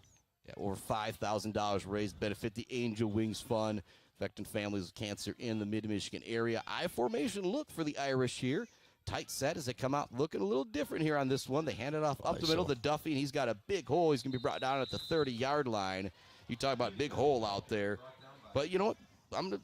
You were somebody, Bubba, when you were younger, your life was affected by cancer, and so the Angel Wings Fund is somebody that would have been around back in the day, would have been able to do some stuff for you and your family. If it kind of puts you on a weird spot there. No, it's fine. It's I always get emotional talking about stuff like that because it was the worst and the best thing that ever happened to me, in my opinion. But what they've done since we lost Keisha, I think that it just goes wonders for cancer research and patients, and it just puts a big smile on your face anytime you hear her name and her daughter's name. Going under center now, kind of an offset look here for Sacred Heart with just one lineman to the left and everybody lined up to the right. Fulton does a good job of reading it that time and coming up with the stop to bring up third down for the Irish at their own 30-yard line. But in these situations, Bogue has come through every single time. But a big 3rd down and 4 play here. If the Irish don't get it, they're going to have to punt this one. Yeah, well, you're seeing both teams go unbalanced a little bit here to try to catch the other team off guard. And for the most part, Sacred Heart hasn't adjusted to Fulton's unbalance yet, but Fulton did a nice job there to adjusting to Sacred Heart's unbalance. So now you're going to have to, it's just kind of a chess match at this point. And if you're Fulton, you play against it all the time in practice, so you're a little bit more used to going up against it. Said yep. Sacred Heart still trying to figure out a couple things. And timeout from Sacred Heart. Play clock maybe running down a little bit here on this 3rd down and 4 play. There's 5:16 left to go in our second quarter. Fulton leads at 30-26. They will get the ball to start the second half after our Gates Drilling and Service halftime report. 3rd down and 4 here, 30-27 the score. You're putting the ball in Bogue's hands here, right? Nothing. Well, obviously, whether it's a run or a pass, it's just a question of what's your best route combination right now, who are your best receivers out there, or do you feel like Bogue can get it on a 4th down, or do you give it to Duffy? I mean, you've got options here if you're Sacred Heart. It's just a question of the ball's in the middle of the field, so you have both sides evenly distributed to be able to do what you need to do, and now it's just you got to make a play. I mean, you need to block better. You need to make a better throw, a better run, whatever it is. Your linemen have really got to get going here, whether it's a combo block, whether it's ISO block, whatever it is. Now you got to put the onus on your linemen here to kind of get the job done, whether it's pass pro or whether it's a run. And I was talking Woods Household, one of our new sponsors, before Krista Davis came in. I was going to talk about the Woods Household best seat in the house. And I know the Verlegers, spent some money to get the far booth on the other side. And I do see some parents down there. And so I'd say they got the best seat in the house. And what they did getting it was contribute back to the Sports Boosters programs here at Mount Pleasant Sacred Heart Academy. So all good there. The Woods Household best seat in the house for the Verlegers, we'll say.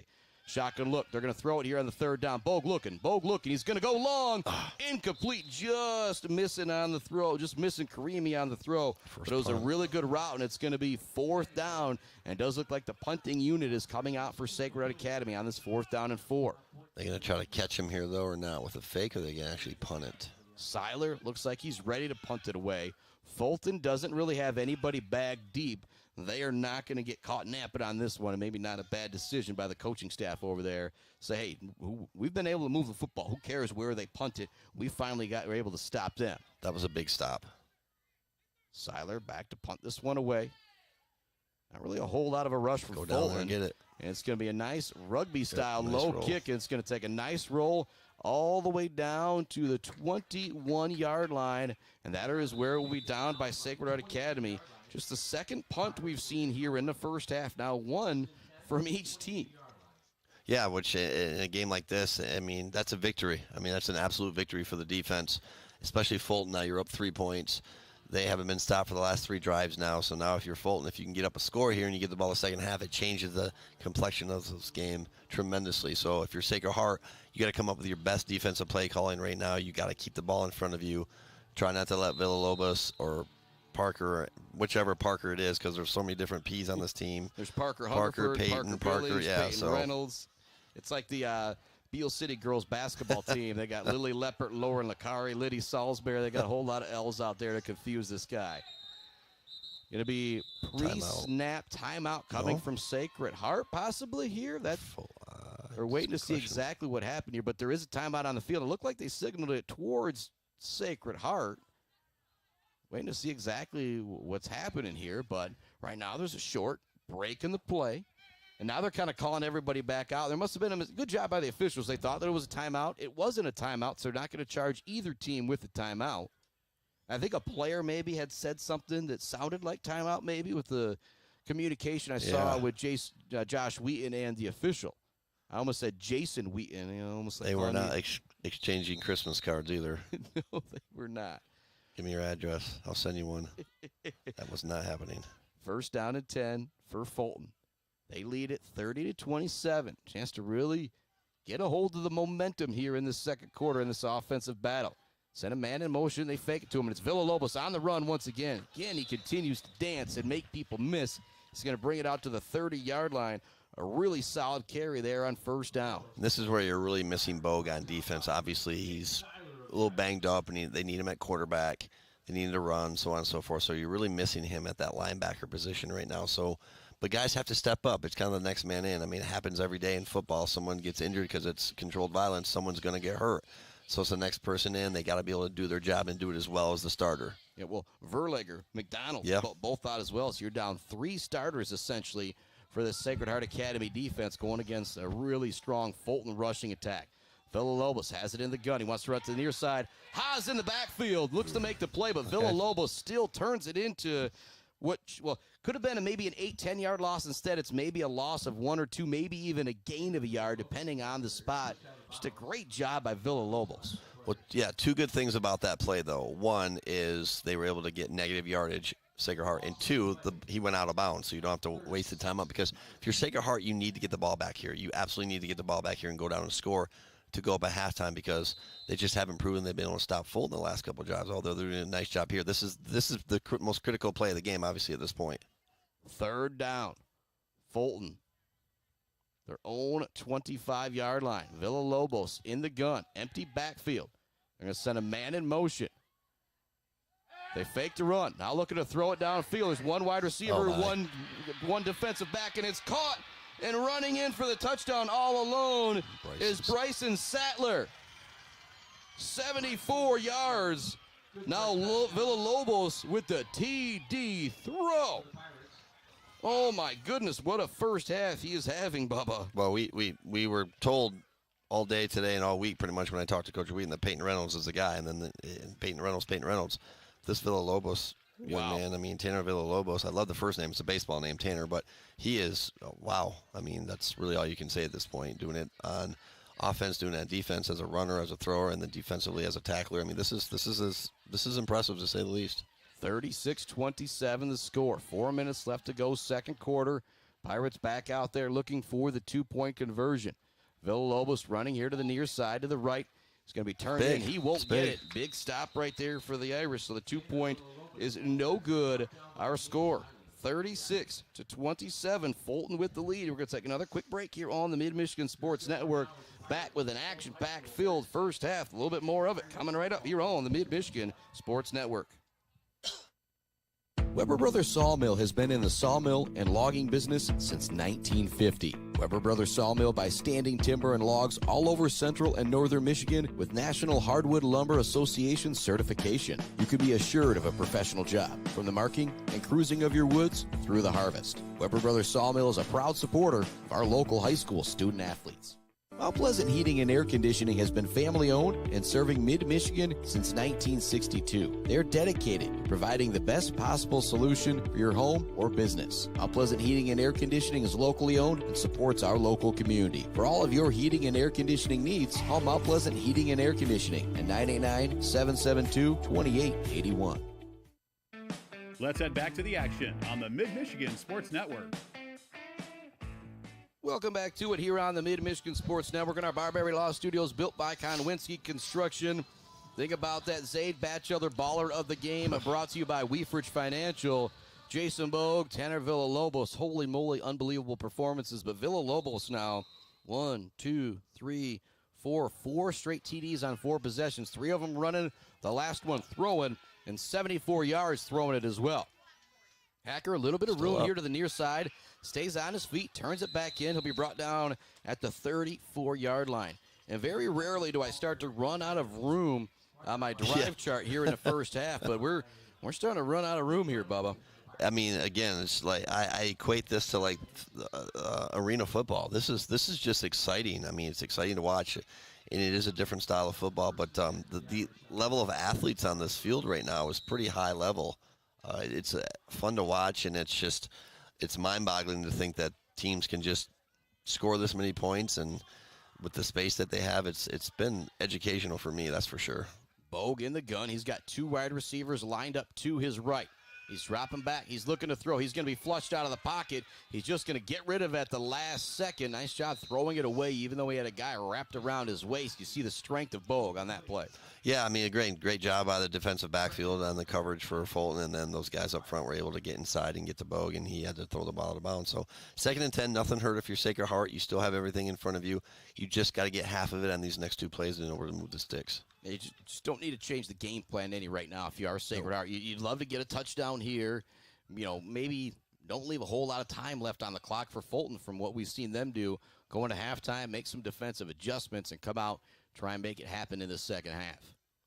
Bogue trotting back out there with the play on the 2nd down and 10. 3:45 left on our second quarter. Again, offensive slugfest here. 36-27 is the score. Fulton with the lead here in the second quarter. Bogue, lots of time now, rolling back, but there's nobody open. He's got to run it. Makes decent yardage. Does a good job holding out that football, Patrick Mahomes style, to maybe get an extra yard or 2 on the scramble. And I give Fulton credit now because guess who they moved over to Hacker? Villalobos, and he did a nice job these last 2 pass attempts of holding them in front of him. And that's something you probably notice, though, if you are Coach Wheaton, maybe a little bit easier to run it up the middle without Villalobos out there if he's going, kind of defensive back position now. Yeah, you just have to get another guy to step up, though, on your outside, whether it's McDonald or whether it's Vasquez or Karami, whoever it is. Shotgun look. Bogue rolling to his right on this 3rd down. Rolling to his right. Now he's got a flush back. He's just going to have to throw this one away. He throws it out of bounds. He ended up 20, 30 yards behind the line of scrimmage trying to create space. And the last time he turned, he did a good job of just throwing it away. It's going to bring up 4th down and 4 for Sacred Heart Academy. And they're probably going to have to punt this one away. If they do go for it here, it's going to be a very, very dangerous situation if they don't get it. Because you're going to give a short field to Fulton with 3:30 left to go here in the second quarter. Bogue's going to line up in the gun. 1 wide receiver to the left is Hacker, 1 to the right. And now not on Hacker is Villalobos. He's on the wide receiver to the far side of the field. Timeout, Fulton. That was a good call. It's going to be a timeout from Fulton on this 4th down play. You continue to keep the broadcast right here. We don't want to miss this 4th down. Put the coach's hat on. You're Coach Wheaton. What are you drawing up on this play, Bubba? Well, you got to try to find some kind of an isolation.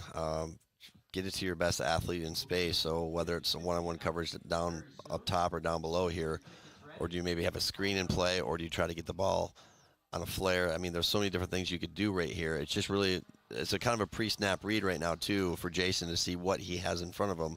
So if he feels like he has one-on-one coverage, then you go with that.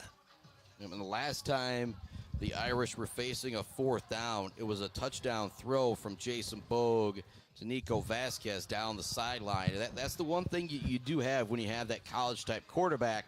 4th down and 4, if you're Fulton, you're expecting them to run it, 90, 95% of the time. You maybe say, hey, if they throw it, we'll let them have it. But with Bogue back there, if you're Fulton, you got to be ready for everything here on this play.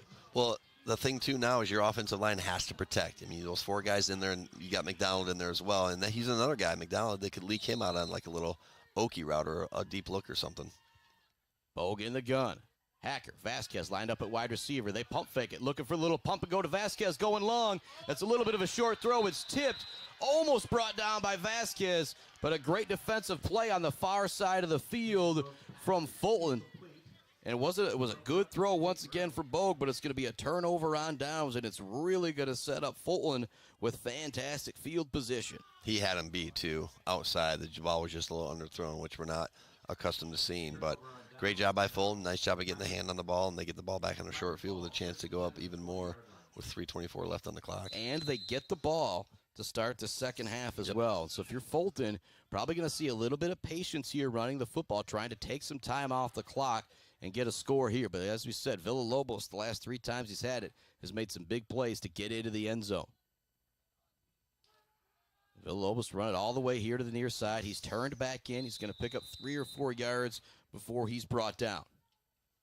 They're just running behind the right side of the line right now. Those guys are big, they're strong, they're physical, they're quick too. One thing I noticed is they really get out there quick and they get to that second line, the linebackers for Sacred Heart, and they're just bullying right now. Another thing to think about is look at the difference in this game. This is the second possession for Fulton that has started in Sacred Heart territory. And so field position, not so much of a factor with both teams moving the football, but there is a little something there to think about.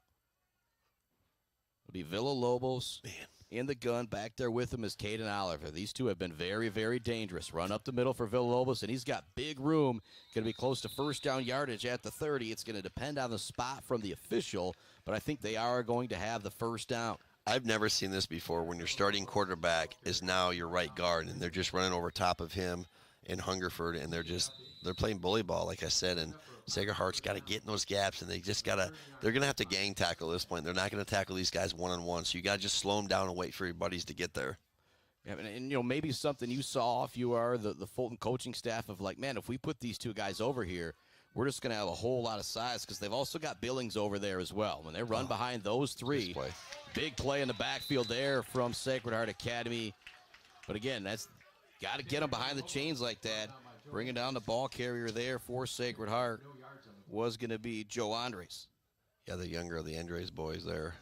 Nice play by him. Nice job closing down, squeezing, and getting to the ball carrier. That's huge. I mean, now instead of second and short, it's now second and long, and this is a huge opportunity for Sacred Heart to kind of stop the momentum of Fulton right now. Yeah, and this is kind of the point in the game right now. One of the very first times that we have been able to have, or one of the first times we were like, all right, we're going to go into the half here after this possession. Shotgun look, looking to run a counter once again. Nowhere for the ball carrier to go. It's going to bring up third down on this play. If you're with us on Facebook, kind of having a little bit of connection issues there, but it looks like things are back up and rolling again. First time tonight we've kind of had that double stream rolling with Facebook and YouTube, and going to continue to monitor things. And if you are watching on YouTube, that is awesome, but we got a whole lot more followers on Facebook, and so if we do continue to have some issues, the one that we would stop would be that YouTube one. That's a little heads up to everybody out there, and thanks so much to everybody for joining us. Now under a minute remaining, a big third down play here for Fulton. Definitely 4 down territory with the clock situation, and Reynolds now is in at quarterback. He's dropping back. He wants to throw. He's got a man out in the flat. It's caught at the 20. Oh, give me that. The ball's loose. Diving for it. It's going to be picked up by Fulton. The Irish did have a chance to get it. Looked like Wyatt Brown maybe had a chance to slide on it, but that ball is very squirrely once it gets loose out there. But it is going to bring up fourth down. It backs up Fulton a little bit more. It's going to bring up fourth down and 9. The clock continues to run. We're now under a half minute remaining. The Pirates still do have 1 timeout remaining. And we do see a whole bunch of substitutions coming in on this fourth down. They have a timeout. They're not going to use it. 15 seconds left to go. They send a man in motion. It's going to be a run all the way to the far side of the field for Villalobos. They turn it back in. He won't get it. A big stand there for the Irish with 5 seconds left to go here in the first half. They'll get it back after the turnover on downs. And it's kind of crazy. You think about this first half. Both possessions to end this half ended on turnover on downs for both teams after it was touchdown, touchdown, touchdown, touchdown. And if the Irish with 5 seconds left to go, do you come out here and run anything special, or are you just kind of going into the half? Well, you try to get a sure thing here, whether it's, just run the ball or maybe get a completion and see what happens from there. Whether you run some kind of a lateral play, what have you. I don't know what they have in their bag, their trick bag, if you will, but they can either sit on the ball and go in there down 9, make the adjustments, come back out and get off to a good start defensively, or they can try to make something happen here. Just can't throw an interception or a turnover here. And it's taken a while for the play to come in with Jason Bogue. And still talking with Coach Wheaton. Timeout. And they are going to call a timeout here. And so maybe you do have something set up here if you are Josh Wheaton. And with the arm that we've seen from Bogue, I think if you're Fulton, you want to make sure nobody gets behind you. And so maybe if you're Sacred Heart, you see those 2 really deep safeties, maybe that does open up that hook and ladder type of play for you underneath. I think you probably rush 2 here and you drop 6, whether it's a combination of you drop 2 as linebackers and you have 4 deep or 3 and 3, whatever it is. If you're Sacred Heart, obviously you want to get behind these guys, but if you're Fulton, you drop your safeties back 25, 30 yards and just don't let anything behind you because, as we all know, Bo can make those throws. So maybe it's just a quick little hitch and then see what you can get from there. Maybe you can get a penalty as well and get an untimed down. There's so many things you can think about in this situation. The untimed down, yeah, that's something that didn't, really ever hit me. That could be a big deal. Yeah, if there's a penalty on the defense, yeah. And so there will be two very, very deep safeties out there for Fulton at about the Sacred Heart 40-yard line. Again, you got to think how spread out Fulton is. There's only 8 guys out on the field.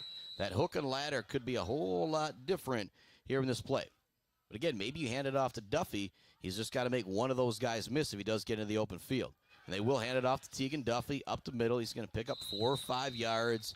And that will be it. That will bring us to the end of our first half and send us on in to our Gates Drilling and Service halftime report.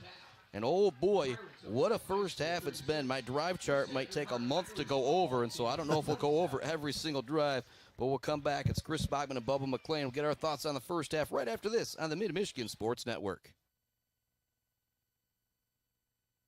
Jenna Gates. And Kyle Gates here. We are the 5th generation with Gates Drilling and Service. We've been serving our friends and neighbors in Michigan since 1893. We have the latest and greatest well drilling technology, allowing us to put in wells where others can't. Lake lots and tight spaces are no problem.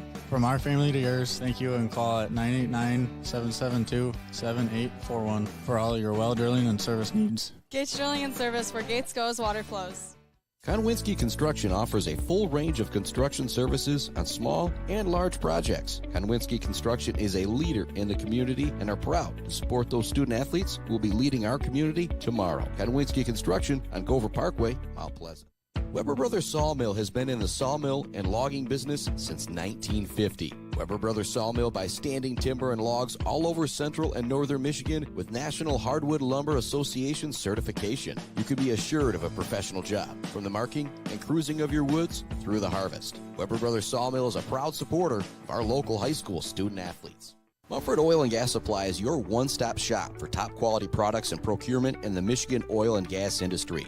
With over 45 years of experience and a strong commitment to customer satisfaction, Mumford Oil and Gas Supply delivers the best solutions for your oil and gas production, drilling, and service needs. If you need it, Mumford Oil and Gas Supply can get it. Visit them on Fancher today or give them a call at 989-317-8582. For over 4 decades, ENS Graphics has delivered confidence, trust, and peace of mind by providing their customers with expert service and using state-of-the-art technology. We all know in sports, what's on the inside counts the most. But when it comes to your business, school, organization, what's on the outside does matter. If your business needs anything printed, ENS Graphics can do it. If you want your club, team, organization to look good, ENS can help with that. They take your vision and make it their mission. ENS Graphics, a proud supporter of the Mid-Michigan community and their local athletes. Visit ENS Graphics at their location down in Ithaca or visit their website at esgraphics.com. ENS Graphics, printing all things physical.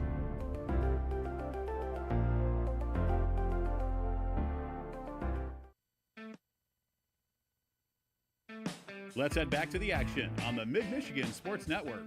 Welcome on into the Gates Drilling and Service halftime report. I have kicked Bubba McClain out of the chair. I have got senior, I want to say all sports star, Grady Perrette, but basketball, baseball star here with me. Grady, 36-27 at the half. What have you seen from your boys out there, man? A lot of offense, I will say that. I mean, Jason's throwing the rock beautifully. I got my boy Hacker out there catching some balls, taking them to the house, and then you got Tegan Duffy over there running the rock beautifully. So Duffy with 9 carries for 76 yards and a touchdown. Bogue, 130 yards through the air, 2 touchdowns and 1 interception. But were you here at the beginning? Did you see that pick from Parker? That was a very athletic play. I know Parker. Yeah, I was just going to say, does he play basketball? He baseball? does. All right. So, yeah. And what about Villalobos? Have you ever had to go up against him in a sport or anything? I have not. All right, because, man, he looks pretty electric out there. Actually, seeing the moves that he's got, they probably need to get him to come out for basketball. Might be able to get somebody to stay in front of you and Noah Zion. Maybe. Man. Yeah, but you just committed to go play baseball at Elma. I know Yes. Joe McDonald just committed to go play baseball at Hope. How exciting is that for you two guys? Talk a little bit about that. Man, it's been a long process. I mean, it's been a dream of mine to go play at the next level and just to have that opportunity. I just couldn't ask for anything more, and then just to know that my buddy Joey's making it, and then I got other friends. I won't spoil anything, but they're working on it too, so just knowing that we all grew up playing together and the fact that we're all going to go off and make a college roster at some point is just an awesome experience for all of us. Now, are you thinking, is there any thoughts of maybe doing a second sport, maybe a little basketball down there at Alma, or is that something you're going to focus on and maybe once you get there, see what happens? Yeah, Sherlock's been nudging my gut a little bit on that to try to push it, but I think 2 sports at Alma, the academics down there, yeah. that would be a whole lot. Like I said, you get there, you focus on the academics. That's going to set you up pretty darn good for the future, man. Yep. But last thing here, Grady, what do the boys got to do to win this game in the second half, man? Man, I think we got to stop the run. We got to contain the outside. I know it's just kind of the theme of 8-man football. You get going, and it's hard to stop offenses when they get hot. But I mean, that's what we got to do. That's what I'm seeing at least. Yeah, man. It's basketball season. It's already week 6. It's going to be here before we know it, man. I can't wait. We're going to see you guys a whole lot this year. You and the crowd. I know there's a bunch of you guys, like I said, Wiggins, Cherry, Zion, all you guys got to be in there practicing already, getting ready to go, man. Oh, yeah, so, we'll be ready. All right, thanks so much for joining me a little bit here, Grady. We're going to send off to This Week in MHSAA Sports with John Ross. When we come back, we'll get you all set up for the second half. Fulton, 36, Sacred Academy, 27 on the Mid-Michigan Sports Network. Another entry into the football record book, and the soccer postseason puts foot to ball in just a few days. I'm John Ross, and this is This Week in High School Sports, powered by the Michigan Achievement Scholarship. Wesleyan John Glenn's James Phillips Jr. returned an interception from one end zone to the other for a touchdown against Wayne Memorial last Friday. Now, if you're like me, when you saw that play or read about it, you thought, is that a record? How many people have done that before in Michigan? And who keeps track of all that? Well, MHSAA.com has all of those answers and more for all of the sports we sponsor, not just football. In this case, Phillips's pick 6 ties the record for the longest interception return for a touchdown, 100 yards, set 40 times in history. Birmingham's Tom Tracy was the first to do it against Hazel Park in 1951. The only time it's happened in an MHSAA final was in 1991, when Battle Creek Penfield's Jason Livengood did it against Negaunee in Class CC. All of those interception returns go into the book as 100 yards, even if the pass is picked off deep in the end zone. That's the same for kickoff and punt returns and fumble returns. It's the standard used by the National Federation of State High School Associations and how the MHSAA determines all records.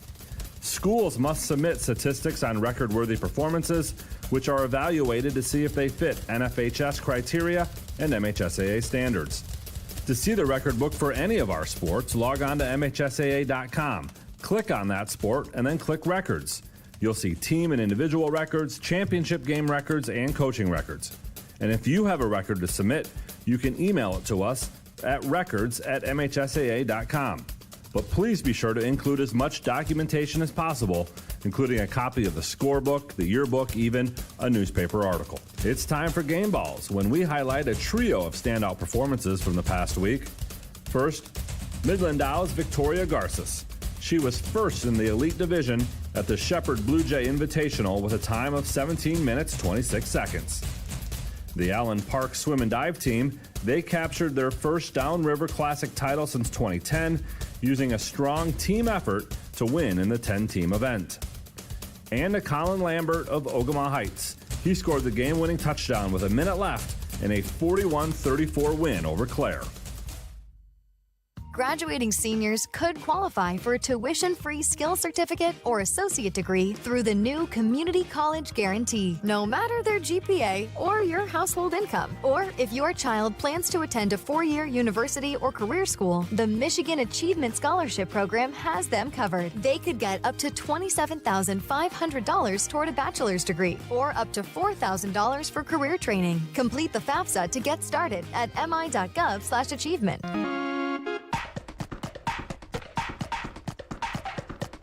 Our weekly Be the Referee feature takes a look at the fine art of officiating with registered official Paige Winnie.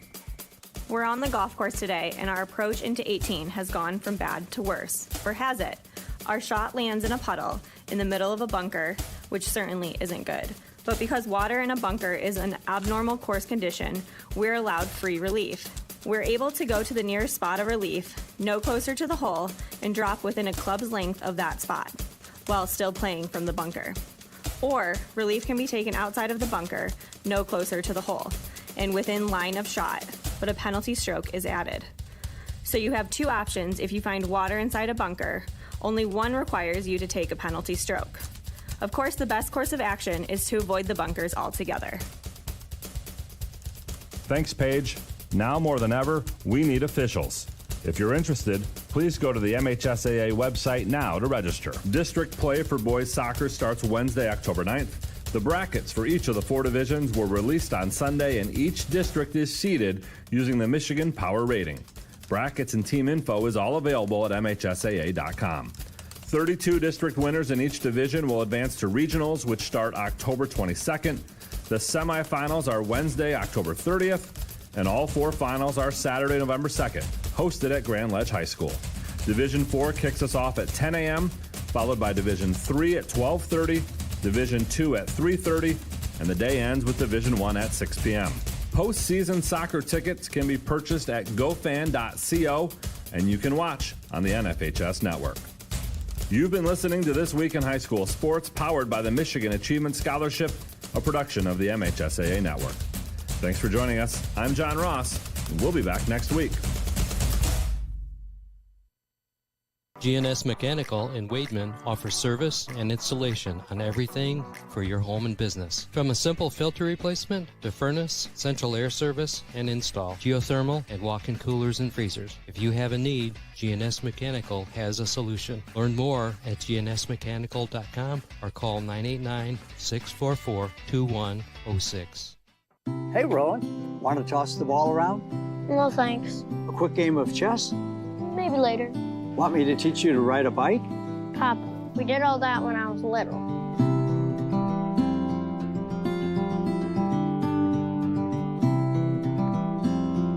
I guess you're right. Barbary Law's kept me so busy, time has just flown by. There is one thing, though. You got any cookies? Thought you'd never ask. Bill's Custom Fab can handle any job you need, from large-scale steel building projects to fixing your favorite stainless serving pan. Bill's Custom Fab can weld and fabricate anything. Call today at 989-772-5817 or stop by on Gover Parkway in Mount Pleasant. Good luck to all of our local athletes from Bill's Custom Fab. The Bird in downtown Mount Pleasant, open every day but Sunday for lunch and dinner. Delicious pizza, the world-famous Bird Burger, handcrafted, fresh-baked subs, many apps, and much more. There's something for everyone at The Bird in downtown Mount Pleasant, where friends gather like family. The Bird, supporting high school sports in mid-Michigan for nearly 100 years. J&J Auto in Wademan is Mid-Michigan's elite automotive repair shop. J&J Auto offers complete collision repair and mechanical repair. Stop by on Wademan Road or call them today at 989-644-8908. J&J Auto, proud supporters of high school student athletes. Jenna Gates. And Kyle Gates here. We are the 5th generation with Gates Drilling and Service. We've been serving our friends and neighbors in Michigan since 1893. We have the latest and greatest well drilling technology, allowing us to put in wells where others can't. Lake lots and tight spaces are no problem. From our family to yours, thank you, and call at 989-772-7841 for all your well drilling and service needs. Gates Drilling and Service, where Gates goes, water flows. Mount Pleasant Heating and Air Conditioning has been family-owned and serving mid-Michigan since 1962. They're dedicated to providing the best possible solution for your home or business. Mount Pleasant Heating and Air Conditioning is locally owned and supports our local community. For all of your heating and air conditioning needs, call Mount Pleasant Heating and Air Conditioning at 989-772-2881.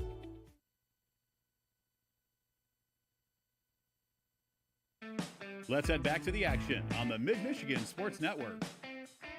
Welcome back inside it here, the Barbary Law Mobile Sports Studios.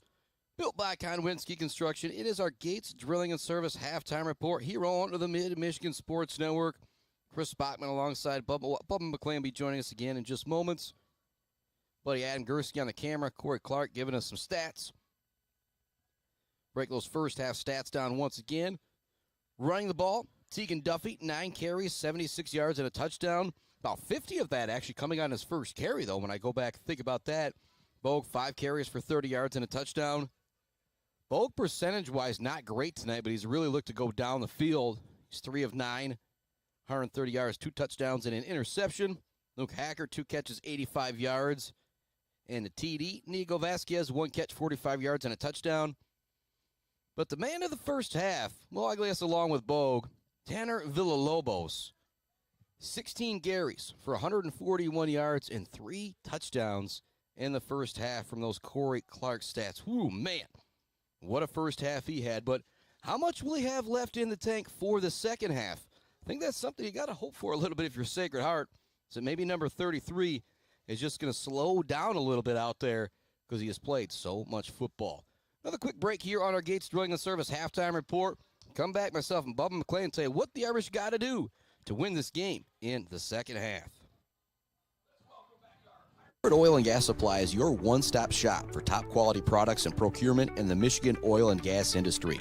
With over 45 years of experience and a strong commitment to customer satisfaction, Mumford Oil and Gas Supply delivers the best solutions for your oil and gas production, drilling, and service needs. If you need it, Mumford Oil and Gas Supply can get it. Visit them on Fancher Day or give them a call at 989-317-8582. GNS Mechanical in Wademan offers service and installation on everything for your home and business. From a simple filter replacement to furnace, central air service, and install, geothermal, and walk-in coolers and freezers. If you have a need, GNS Mechanical has a solution. Learn more at gnsmechanical.com or call 989-644-2106. Let's head back to the action on the Mid-Michigan Sports Network. Welcome back inside the Barbary Law Studios on the Gates Drilling and Service halftime report. At our Woods Household Appliance pregame show, we'll have our Bird All-American Grill postgame show coming up where we'll talk about the Bills' custom fabrication of the game, the Zaid Batchelder Baller of the game, brought to you by our friends Brian Weifrich and Weifrich Financial in downtown Mount Pleasant, along with Pizza King and the Jump Station. J&J Auto Collision Report.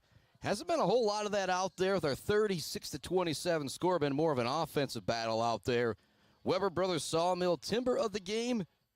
Well, you still think about the best lineman out there. It's been Parker Billings both ways.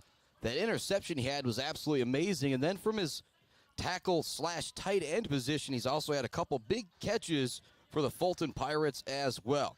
So think about some of those post-game awards right now, and there's some of them. And then our Baller of the Game brought to you by Zaid Batchelder.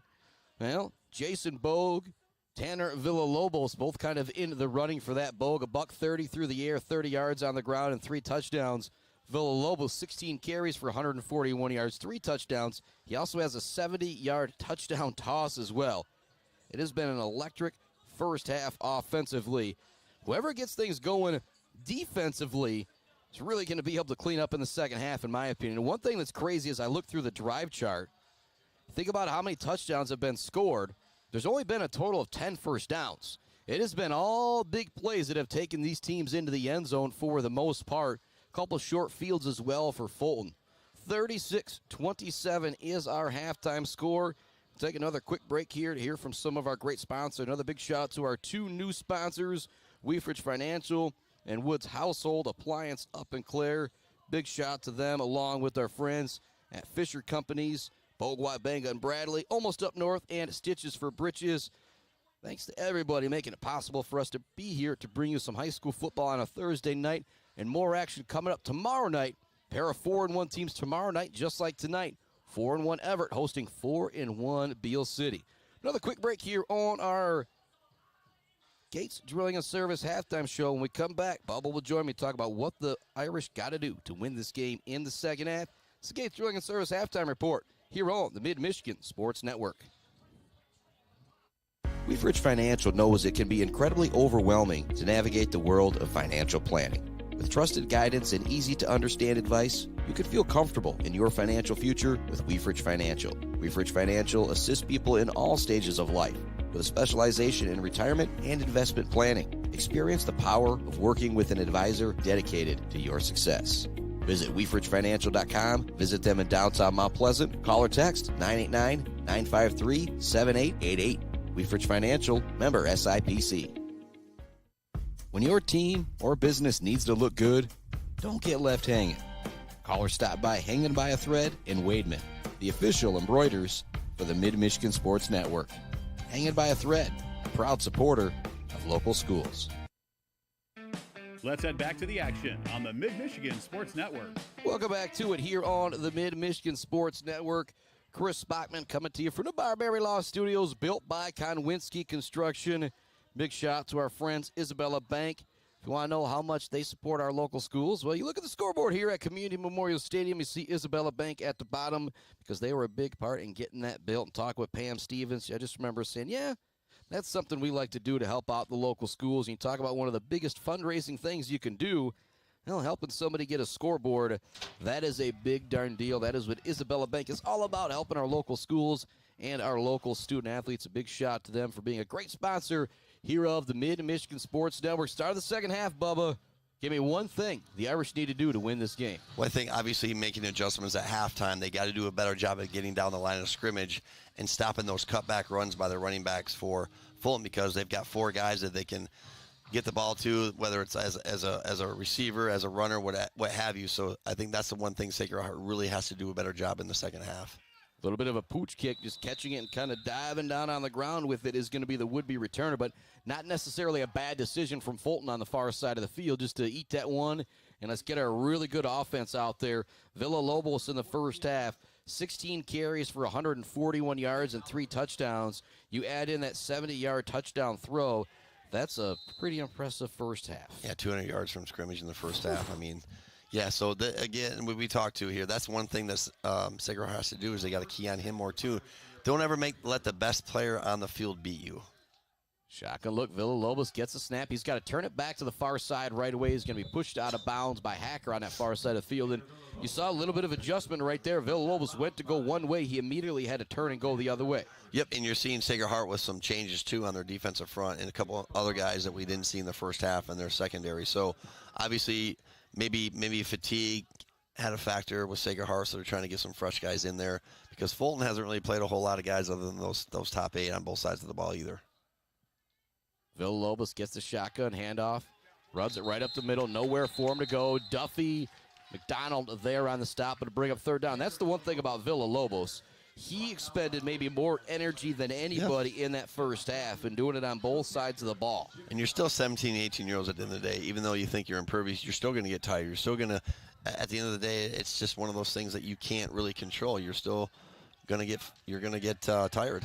Big tackle from Tegan Duffy. They're going to get the stop. It'll be 4th down near midfield. Big decision here for Fulton, but a big play for Tegan Duffy to make that solo tackle on Villalobos. Hasn't been easy to do tonight. I'll bet the farm they go for it, Chris. 4th down, and we'll call it 2.5 at the 50-yard line. Fulton leads it by 9. Start of the third quarter. You hear the Hells Bells sounds in the background as this is a big play coming up here for the Sacred Heart defense and this Fulton offense. Momentum on the line here and a whole lot more on this play. It's going to be the direct snap to Villalobos. In the backfield with them is going to be Oliver. You got to make sure you watch Oliver as well here. Again, they've got that offset line here to the near side. They're going to run it that way. Wow. Villalobos with a big hole. He's into the open field. He's going to go to the house for a touchdown. There's no flags.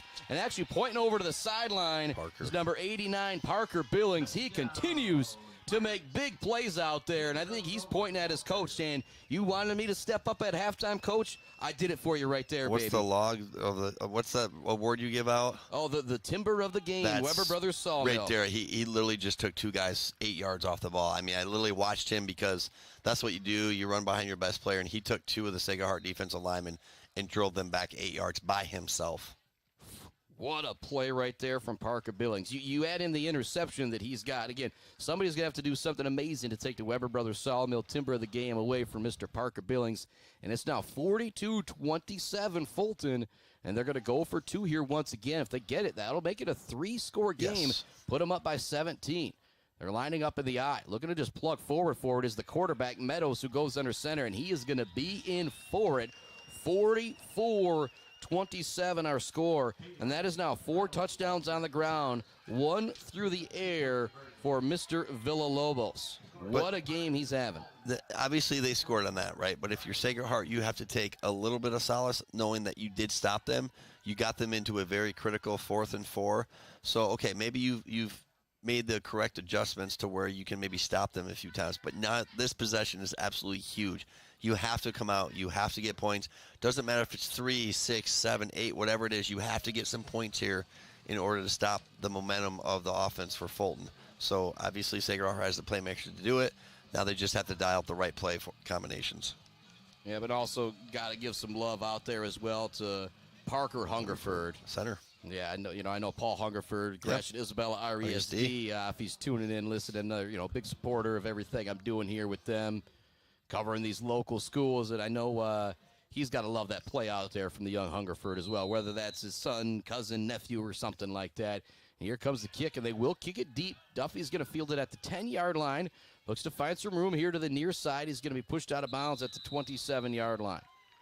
And so if you're Sacred Heart, you've had no problem moving the football, but this is the first time where you've come out and you kind of have to score on this possession. We got to get a sustained drive. Obviously, you want to hit a big play, but if you can go 4 or 5 minutes and get a score, then you obviously you're going to fatigue out the defense. And some of those guys, again, a lot of those guys on Fulton's defense play offense. So it's kind of twofold if you can wear down their defense, it's going to take more out of their offense. And to me, as a coach, that's what you're trying to do. So again, these first couple plays for Sacred Heart are going to be huge moving forward. Pistol formation for Bogue. Behind him is going to be Tegan Duffy. They're lined up tight with Hacker as a tight end. Hand it off to Duffy. He's going to be hit hard. Talk about the J&J Auto Collision Report. For the first time, we've seen some big hits out there.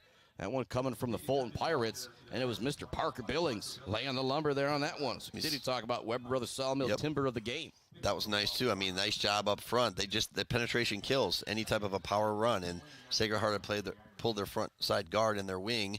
And, again, give credit to Fulton's guys up front because they stayed in their gap, and they penetrated back. They took that pulling guard out of the play and were able to get to Duffy. And let's continue to give some love to Peyton Reynolds. He's doing a great job blocking out there. He came in to play quarterback on the 2-point conversion play. He's doing whatever head coach Zach Baker needs him to do. Shotgun look. They fake the handoff. Bogue now looking for some running room. Gets away from one defender. He's going to be brought down by 3 or 4 Pirates at the 35-yard line. That's going to bring up a third down situation and a big third down and probably 4 or 5 here for Sacred Heart Academy. With 9:29 left to go in this third quarter, they trail at 44-27. Whatever your best 3rd and 5 play is, you know how to run it here. I don't know what that is. I know what we like to do. I know what other teams like to do. But this is when Coach Wheaton's got to look at that play sheet, and pretty much you have 2 or 3 plays that you know you can run here. You just have to execute them. It'll be Duffy in the backfield with him. Hacker's going to be the lone wide receiver, set off to the right side. Got McDonald out there at a tight end to the left of Bogue. They fake the handoff. Bogue now looking to run it to the far side of the field. He's got to dance. He's not going to be able to do it. Big time play from the defensive Fulton to string that one out until there was no blockers left for Bogue, and he had to try and take on 2 or 3 tacklers. He couldn't push him forward. It's going to bring a 4th down and a definite punting situation now for Sacred Academy. They're going to now start to get into kind of a danger zone moment of this game, giving it back to Fulton, trailing by 17. And the crazy thing about 8-man football, if Fulton were to lose this game, they would be out of the playoff picture. If you're Sacred Heart, you lose this game, you have to beat Morris next week, and Morris was able to beat this Fulton team. And so that's what's crazy about 8-man football is how tough it is to get into that playoffs. If you're Sacred Heart, you're 4-1 on the year. If you fall to 4-2, you're going to have to get in at 7-2. 6 wins doesn't really do it in 8-man football. So they don't do the playoff points like what we do now? They do the playoff points, but there's only 16 teams that get in with Division I and Division II. And so right now at 4-1, I believe Fulton is the 12th or 13th team in that Division I. You lose to a Division II 8-man team, that's really going to hurt you. Again, you're Sacred Heart. You've already got a loss to top-ranked Division II Portland St. Pat's. You lose 3, you're really going to be on the outside looking in and have to hope for something to happen. Run up the middle for Villalobos. He's going to pick up 2, maybe 3 yards before he's brought down on the play. And now if you're Fulton for the first time, you start to think about using that clock. Totally. You really start to take the time every time you come up to the line, and we haven't seen either team need to worry about that because it's been big play after big play after big play in the first half. But now if you're the Fulton Pirates, let's really not take a foot off the offensive pedal, but the time clock pedal. Well, do what you do, and if you break one, you break one. But try to get your 3, 4, 5 yards of pop and just keep moving the chains. Counter play. Looking to run to the far side. A little bit of open room out there for the ball carrier who's going to be pushed out of bounds. Sacred Heart's been ready for that counter. It's just been Villalobos. When he's gotten to the outside, when he's gotten into the open field, he has been really tough to bring down. Well, a lot of that, too, again, obviously you give credit to him, but you got to give credit to those 4 or 5 guys that are blocking for him as well, because any good offense is going to start in the interior. I mean, it doesn't matter what type of offense you run. If you run power, if you run the air raid offense, even, you still have to be able to block people. You have to give your quarterback time to throw, but any good, successful football program is going to have a good offensive line and versus a good defensive line. And they've actually had a number of guys out there on the offensive line helping them out. Like I said, I'm looking out there to see who the numbers are. You know what I mean? It's like I'm seeing Hungerford out there. I'm seeing Billings out there. But also it's been some Peyton Reynolds. It's also been some Trevor Brown out there as well for this team. That's just been doing a fantastic job up front. And, you know, we're going to give Villalobos and Billings all the credit because they just made some big plays in big moments. But that up front right now, said pregame show, I talked about it. This game last year was an absolute war. I expect it to be similar tonight, kind of come down to who's going to control the line of scrimmage. And right now, it's been the Fulton Pirates controlling that line of scrimmage. Villalobos in the gun once again. Running back to the right of him. False start. Takes a shotgun Offsides. snap, and it will be, and that's tough. That would have been 3rd down and 8. But instead, the offsides is going to make it 1st down and 10. Those are the type of mistakes that are really going to cost you when you're down by 17 midway through the 3rd quarter. 7:56. You can't help the other team out by just giving those types of penalties to where now instead it's 3rd and 3 and you still have a chance to get off the field. Now it's a brand new set of downs for Fulton, and now they can just let the clock run. They can be methodical here. And that's an unforced error you can't have, Yes. but it's different 1st and 10 and 3rd and 3 getting that offsides penalty. Villalobos takes the shotgun snap, running it here to the near side. He's turned back again, and he's got a big hole once again. Hacker is going to tackle him at the 35-yard line. That is the 4th or 5th time that Hacker has had a touchdown-saving tackle as Villalobos gets to the outside, but then when he turns it back in, there's nobody there. Yeah, and again, Hungerford was out there as a center spot. He pulled, he got out there. He was down here at the end making downfield blocks. So, again, whether it's Hungerford or Billings, these guys, Reynolds, the quarterback who's playing guard, they're just trying to wear Sacred Heart down. They're doing their job right now. And just impressive what you're seeing from these guys up front, because across the way, you've got McDonald, you've got Strauch, you've got Irvin, you've got High, you've got some really good players on the other side of the ball. But right now, Fulton is kind of forcing their way downfield with the run. I believe this 5th play of the drive coming up. It's going to be a run to the far side of the field. Turning this one back inside. Nice, decent gain on 1st down for Oliver on the carry that time. It's going to bring up 2nd down and short for the Pirates. Now inside the 30 of Sacred Heart Academy, and they lead it big, 44-27, 7 minutes left, 3rd quarter. Again, that's the 5th guy now that's run the ball for Fulton tonight, Oliver, who's a junior. And so, again, you just have for these fresh running backs behind these linemen who are just dogs, man. They're getting after it. These are men up there, and they're controlling the line of scrimmage. Hand it off, run all the way again for the tailback, Oliver. He's got 1st down yardage once again for Fulton. He's going to get down to the 16-yard line before he's brought down. We'll stop the clock for a moment as they set the chains, but right now, if you're Fulton, you're starting to feel really, really good about this game, and they still have a chance to win that conference championship.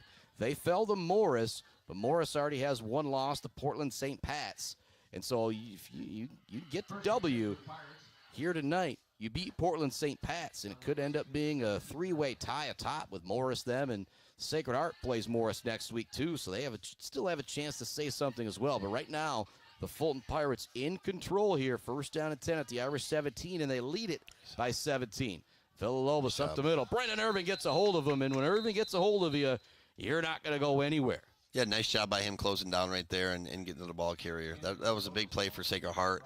Again, anytime you can not move the chains, you give up a down, or you don't give up any yards, and they have to go another down. That's a recipe for success. So hopefully Sacred Heart now can get 3 more of those and then get the ball back.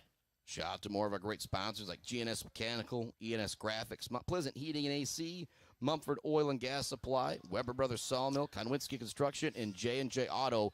2nd down and 10 for Fulton. If you're the Irish, feel like this is where you can stay in this ball game. It's by coming up with a stop on this series of downs. They fake the counter, looking to throw. It's going to be knocked away by Luke Hacker. And it looks like they're going to call Hacker for the pass interference. And he did a good job as a defensive back kind of staying on the wide receiver's hip. But with nobody else downfield, it was a really easy look for that official to kind of see him holding that hip. And Mr. Billings again. I mean, he 4 or 5 plays in a row, he'll block. He'll do what he needs to do to help them get those 5 or 6 yards on the ground, and then they leak him out on kind of a cross or a drag there. And athletically, and he's only a junior, Chris, that athletically he's bigger and stronger than the Sacred Heart defensive back there, and he did his job and got the PI and keep moving those sticks. I got an 8-man football comparison for him. He's a little bit like Tyler Human was out there for you guys. He's blocked, and he's your most effective blocker, and so you're so worried about him. And then once every 10 plays, you sneak him out. And if he lays down that block just at the very beginning of the play, you have to respect that on the other side of the ball.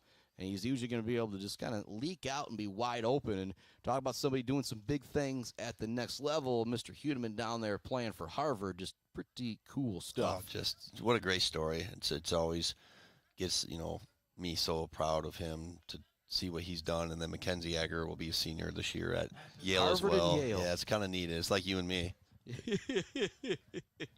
2nd down coming up now, and they're going to shorten things up as they take off some penalty yardage going against Sacred Heart Academy. And we're going to see actually it'll be 1st down and goal now. Does that mark off 1st down yardage? Be the 9th play of the drive coming up for Fulton. They got it with 8:40 left to go. They ran over 3 minutes off the clock. There's 5:22 left to go. Actually, I still have it listed as 2nd down. It's going to be 2nd down and now they got a 1st down. They took away the chain gain over there. Run here to the near side and getting into the end zone for the touchdown again is Tanner Villalobos. Holy moly. Not enough superlatives for that young man. He's just in great job by the line again. You've seen some big-time games. Yeah. We're going on 5 touchdown runs and a touchdown pass for Villalobos. He's definitely over 200 yards on the ground, maybe nearing 250 on the ground. You go back to your days watching our boy Max Humphrey, back even before that with Thomas McCann, 200 yards. Johnny McCann, back who we put in the Hall of Fame a couple weeks ago, Michael Tway, Alex Horton. I mean, Caleb Newbecker the last couple of years. I mean, this is pretty outstanding as he runs in the 2-point conversion as well. 5:18 left to go in the third. It is now 52-27. Fulton on top in this one. And we'll talk a whole lot about just seeing the stats from Corey Clark here. And a big shout out to him for doing those stats. 23 carries, 239 yards, and 5 touchdowns on the ground for Tanner Villalobos. Throw in a 70-yard touchdown pass to boot. 300 yards of scrimmage so far, and we're just over halfway through the third quarter. Like I said, when you think about the all-time games that you've seen, this is starting to get right up there, and he's also had a pretty good game defensively as well, too. But if you're Sacred Heart, you still have a chance, but it has to start right now on this drive, and it is turning a little bit into the Lloyd Christmas Dumb and Dumber, so you're telling me there's a chance, 1 in a million, but that's what instead of saying the fat lady singing or whatever, that's what I go to is the old Lloyd Christmas. You're telling me there's a chance out there still. You still got a chance for your Sacred Heart, but it has to start with a touchdown here.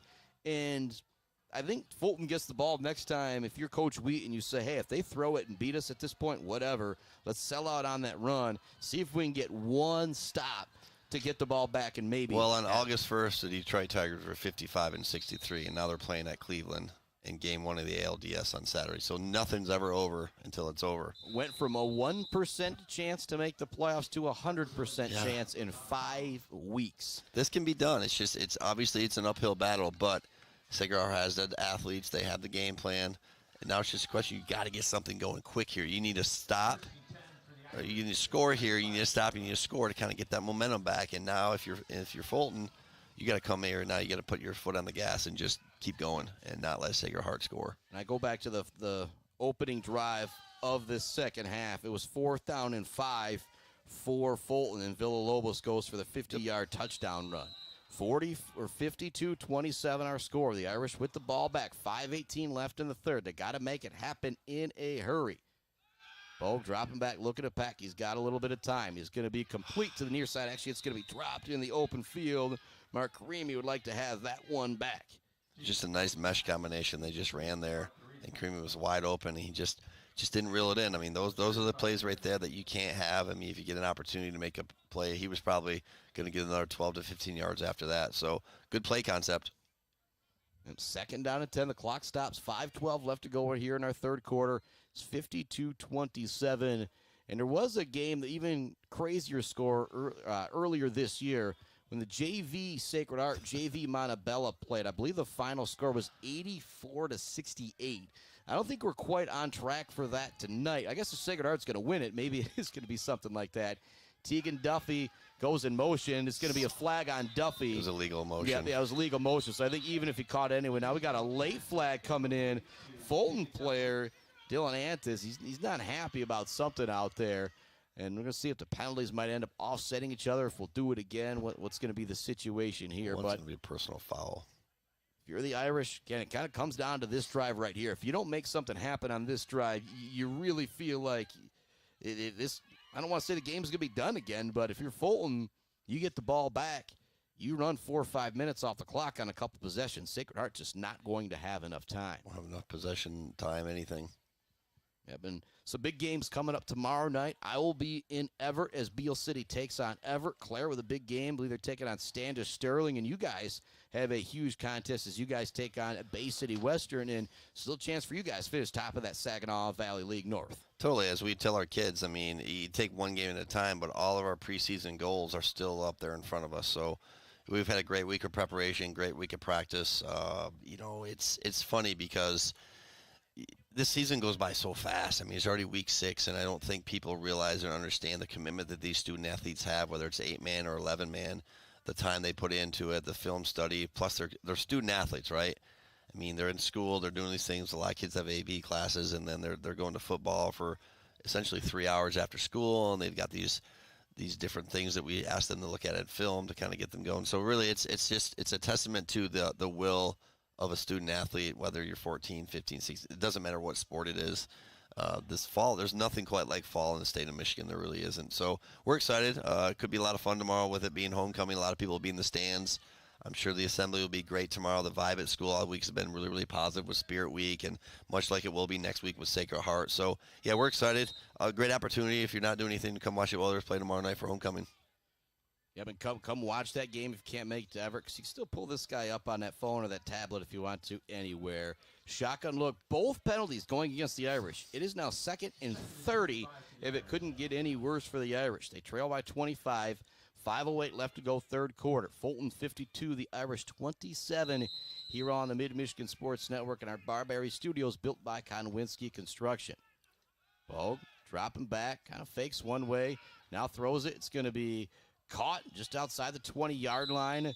Nice little run after the catch from the receiver to pick up some extra yardage. It was Hacker on the catch. It's going to bring up still 3rd and a mile, though.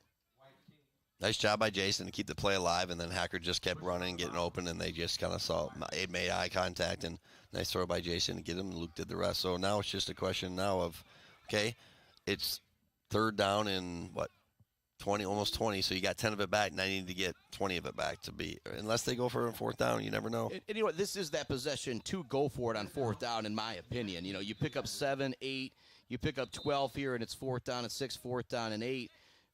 And actually, you're kind of giving me the no nod, I feel like, as the coach. I think it's one of two things. I mean, if you only get 7 or 8 yards, it makes it really hard. If you get 14, the 13, 14, it makes it a little bit more manageable on 4th down. But this is just critical to get what you can get back on this play. You'd like to get half of it here.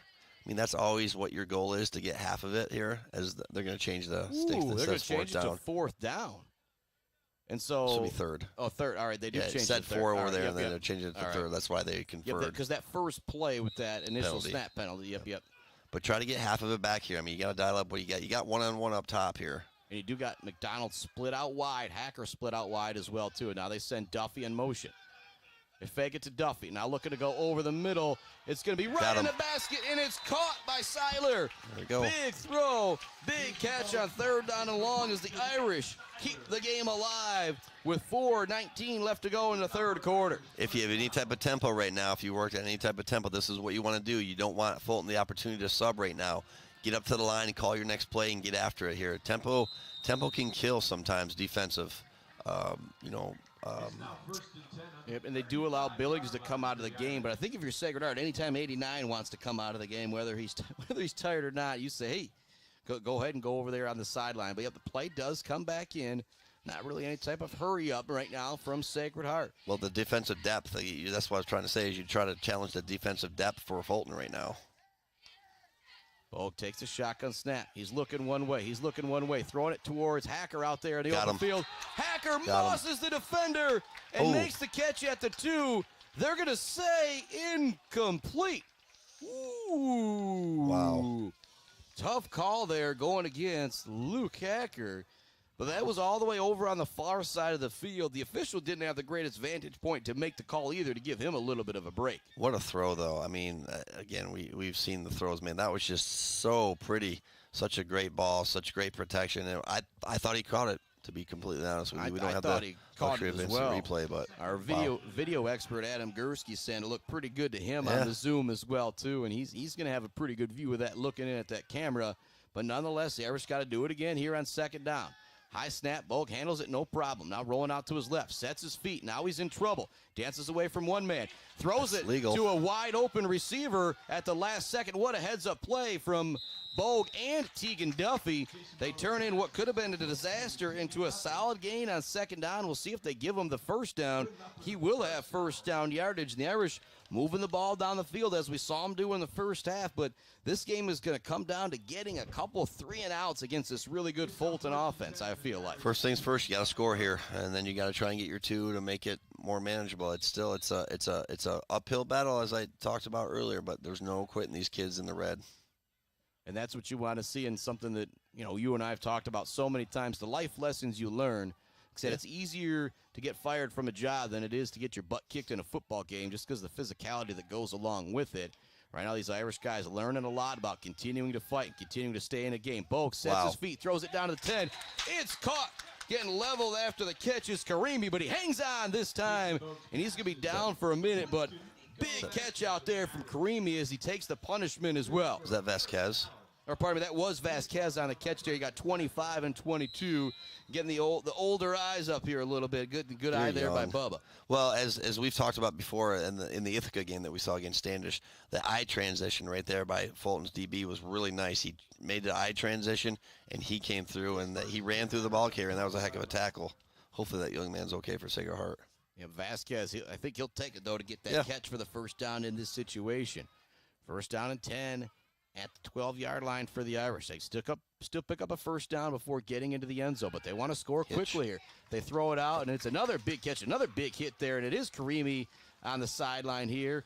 And making that hit over there on the near side defensively is going to be Trevor Brown, I believe.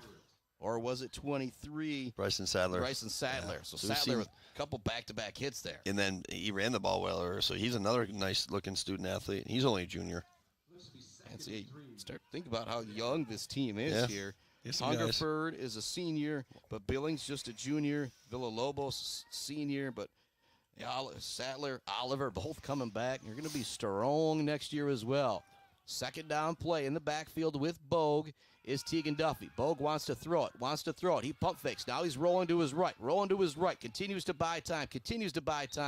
He's going to end up going out of bounds. Bogue kept it alive as long as he could. End up going out of bounds. I think he knew it's only going to be a loss of 1 or 2. Let's just live to fight for another day. Yep. Just don't make any decisions that you're going to live to regret.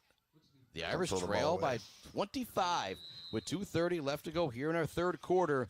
They're closing in on a touchdown. It's 3rd down and 4 from the 7-yard line. Couple substitutions coming into the game for the Irish. Hank McDonald coming in. Bogue still getting the play from Coach Wheaton as he's ready to trot back in there with it.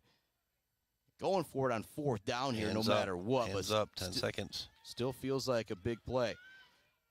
The Irish are running up the line here in a hurry to try and get this playoff on this third down. They do snap it in time. They're looking Corner for route. Hacker. Oh. It's going to be tipped in the air. Great defensive play by at the line. And it's going to be incomplete. It's going to bring up fourth down. And this is the game right here. If you're the Irish, you get stopped and you give Fulton 93 yards of field.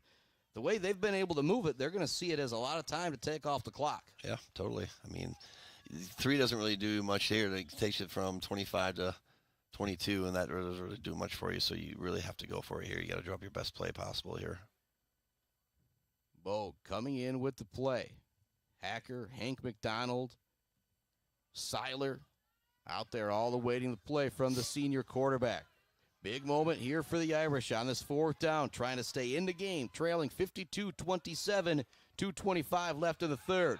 Bogue looks, throws, it's going to be incomplete. That's PI. We got a flag coming down for possible pass interference. It could have ended up being an interception from Trevor Brown. I don't know if the football actually hit the ground, but flags coming in from both backfield officials, I will say.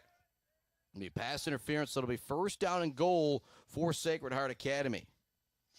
And for Sacred Heart, that is big time right there because it keeps it alive. But you saw that one all the way. Yeah, I mean, he just got there way before he was supposed to and just kind of impeded the progress of the receiver, and that was an easy call by the back judge. So they're going to mark off the yardage, and we'll give the Irish a first down. Big shout out to our sponsors like Bryce Updegraff and Joe Wentworth with Pradium Realty, Robin Stressman and Associates. The Diner at Central Michigan Sand and Gravel, Hanging by a Thread, and the crew. And I think they're going to say replay fourth down because only 5 yards. Just a 5-yard penalty won't give it to them. But hey, if you're Sacred Heart, it doesn't matter. You got to get into the end zone here. I'd like to see him get the ball to Duffy here. We haven't heard from him in a while. Duffy is lined up in the gun next to Bogue, lined up to his right. They snap it. Bogue's looking to run this one all the way. Dives for it, waiting to see the signal. And it will at least be first down yardage, I believe. Again, waiting to see the call from the official here. They stop the clock for a moment, and it will be first down and goal for Sacred Heart Academy. Good job by Bogue pouring it up the middle to just barely get that first down. But if you're Fulton, you're not that upset. You continue to see the clock move here. Yep, and they haven't taken any points off the board yet, so you're looking pretty good if you're Fulton. And we talked about Duffy right there, too. He did a great job lead blocking for Jason there to get the first down because, again, not over yet. I mean, everyone's got to do their job. Blocking's not the most fancy thing that you can do in football, but everyone's got to do their job, and nice job by Mr. Duffy there on that one. Senior Bogue trots back in with the play. Hacker's going to be lined up at wide receiver to his right. In the backfield is going to be Tegan Duffy. Quarterback sneak, maybe? I'm thinking so as well with that big frame from Bogue. Trying to just pour it up the middle behind Wyatt Brown and a couple linemen. And he is in for the touchdown. Big player for the Irish to get into the end zone there. They made it difficult once they got down there towards the goal line. But Bogue takes it in for yet another touchdown on the season for that young man as he continues to pile them up. And the Irish now trail it by 19, 52-33.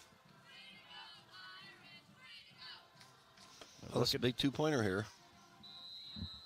Still keeps it a 3-possession game, but at the same time, if you're Sacred Heart, get that momentum and get a stop, go down and get a score, completely changes the complexion of this game.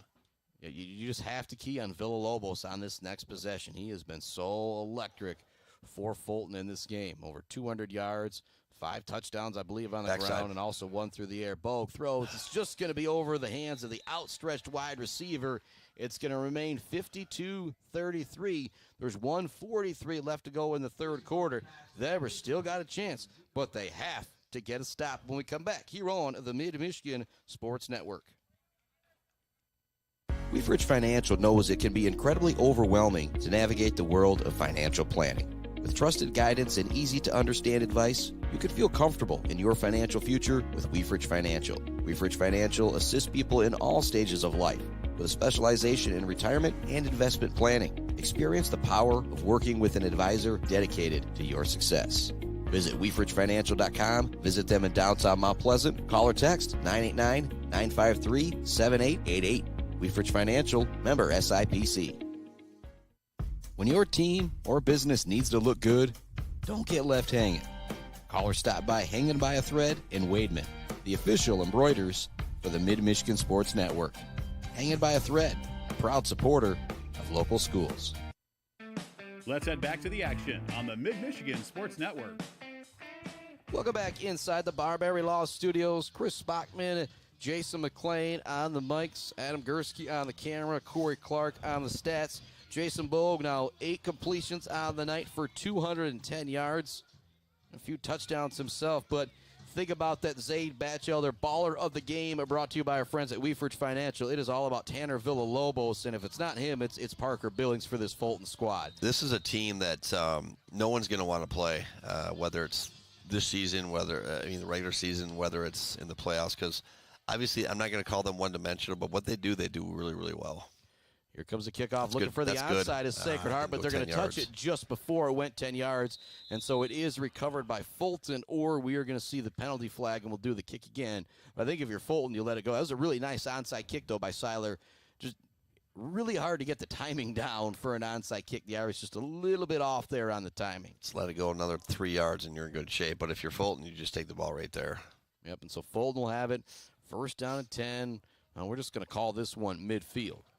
And if you're the Irish, you're just selling out defensively on this possession, I feel like. There's part of me that says, hey, if you guys want to throw the football, go ahead and throw it as far as you want to throw it, but we're not going to let Villalobos run for a first down again. I mean, it's pretty much they have 2 plays in their playbook right now they're going to run, and both of them center around Villalobos.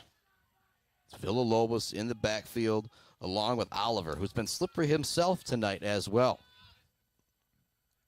Yeah, any of the guys that you've given it to for them tonight, all 4 of them, or even 5 of that with Oliver, they've done a great job staying behind their blockers and hitting those seams and getting the yardage that they get. But you're the line guy out of the 2 of us for sure. Hungerford, Billings though, they've just spent money tonight. And then give Reynolds some credit too when he's been on there on the line. The Irish turned Villalobos right back inside, and then they were able to bring him down at the line of scrimmage. Howe was in the backfield right away to turn the defender upfield to not allow Villalobos to get on that outside edge. It was a nice job. I mean, again, setting the edge as we talked about earlier. I think that was definitely, they did a nice job there. And then Seiler came down and did his job. So nice job up front. They were able to keep him, lost a yard. But if you're Fulton, you got to be pretty happy because he stayed in bounds. Clock keeps ticking. Second down and 11 for Fulton. So that clock, big factor now with the Irish still trailing by 3 scores. Be under a minute remaining in the third quarter when the Pirates take the snap. It's Villalobos in the shotgun again. They're going to go direct snap to Oliver. He's going to be hit hard right away. Big. Irvin with a big hit. Helping come in and clean it up is Tegan Duffy as we talk about that J&J Auto collision. Big hit out there from Duffy. And now third down and long here. If you're the Irish, you have to get this third down and probably fourth down stop here. And we're probably going to see one more play here in the third quarter, and then I imagine Fulton will take it to the fourth. Villalobos in the shotgun once again. Oliver next to him. Watch Billings leaking out. They're going to be running it here to the right side.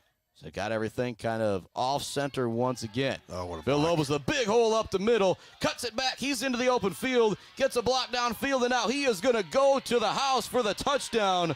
Holy moly, Villalobos goes 49 yards on the TD. That is touchdown run number 6. And he also has a touchdown throw as well.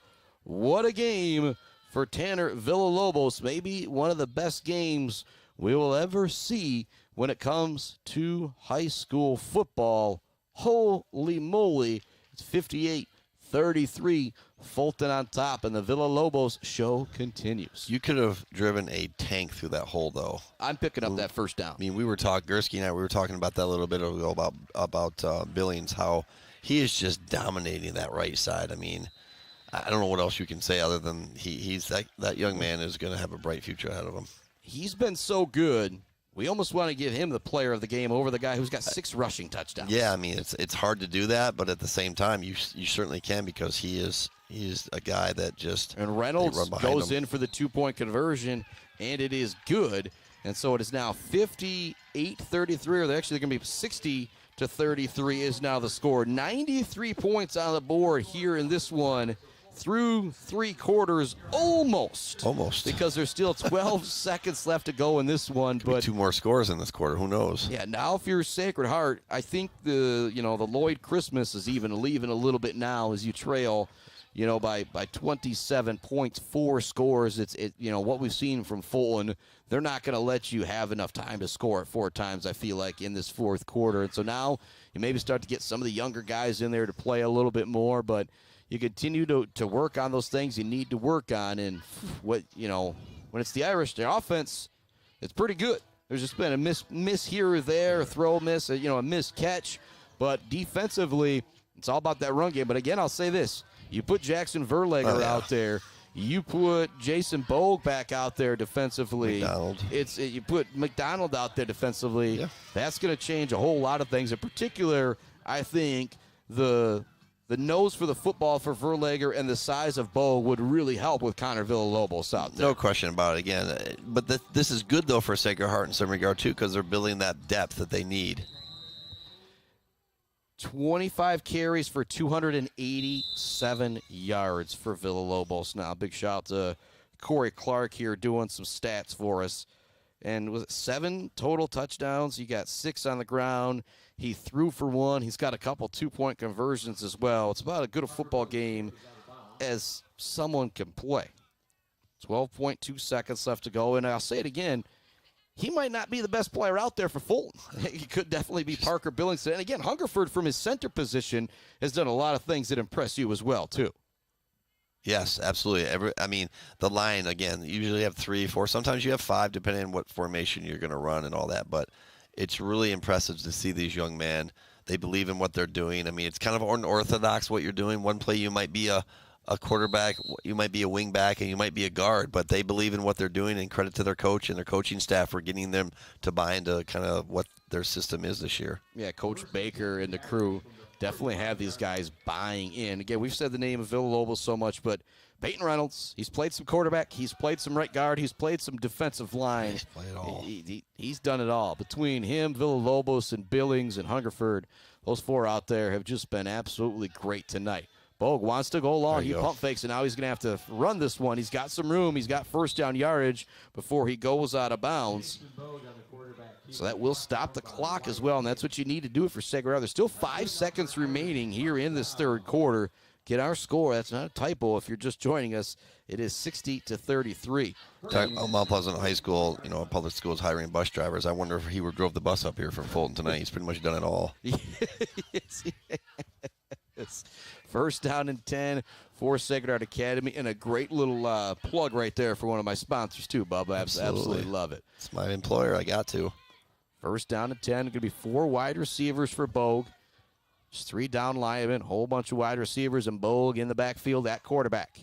It's going to be a low snap. He's got to go back and try and get it. He loses it for a moment. He's going to have it. Actually, it squirts out once again. I think Bogue had possession and was down, though, but we're going to wait to see. Coming out of the pile with the football is Fulton, and they will say Fulton football. Trevor Brown. And so the Pirates are going to get it back on the fumble. Bogue didn't dive on it, tried to pick up the play to make something happen. And that's going to give the Pirates back to football in Irish territory.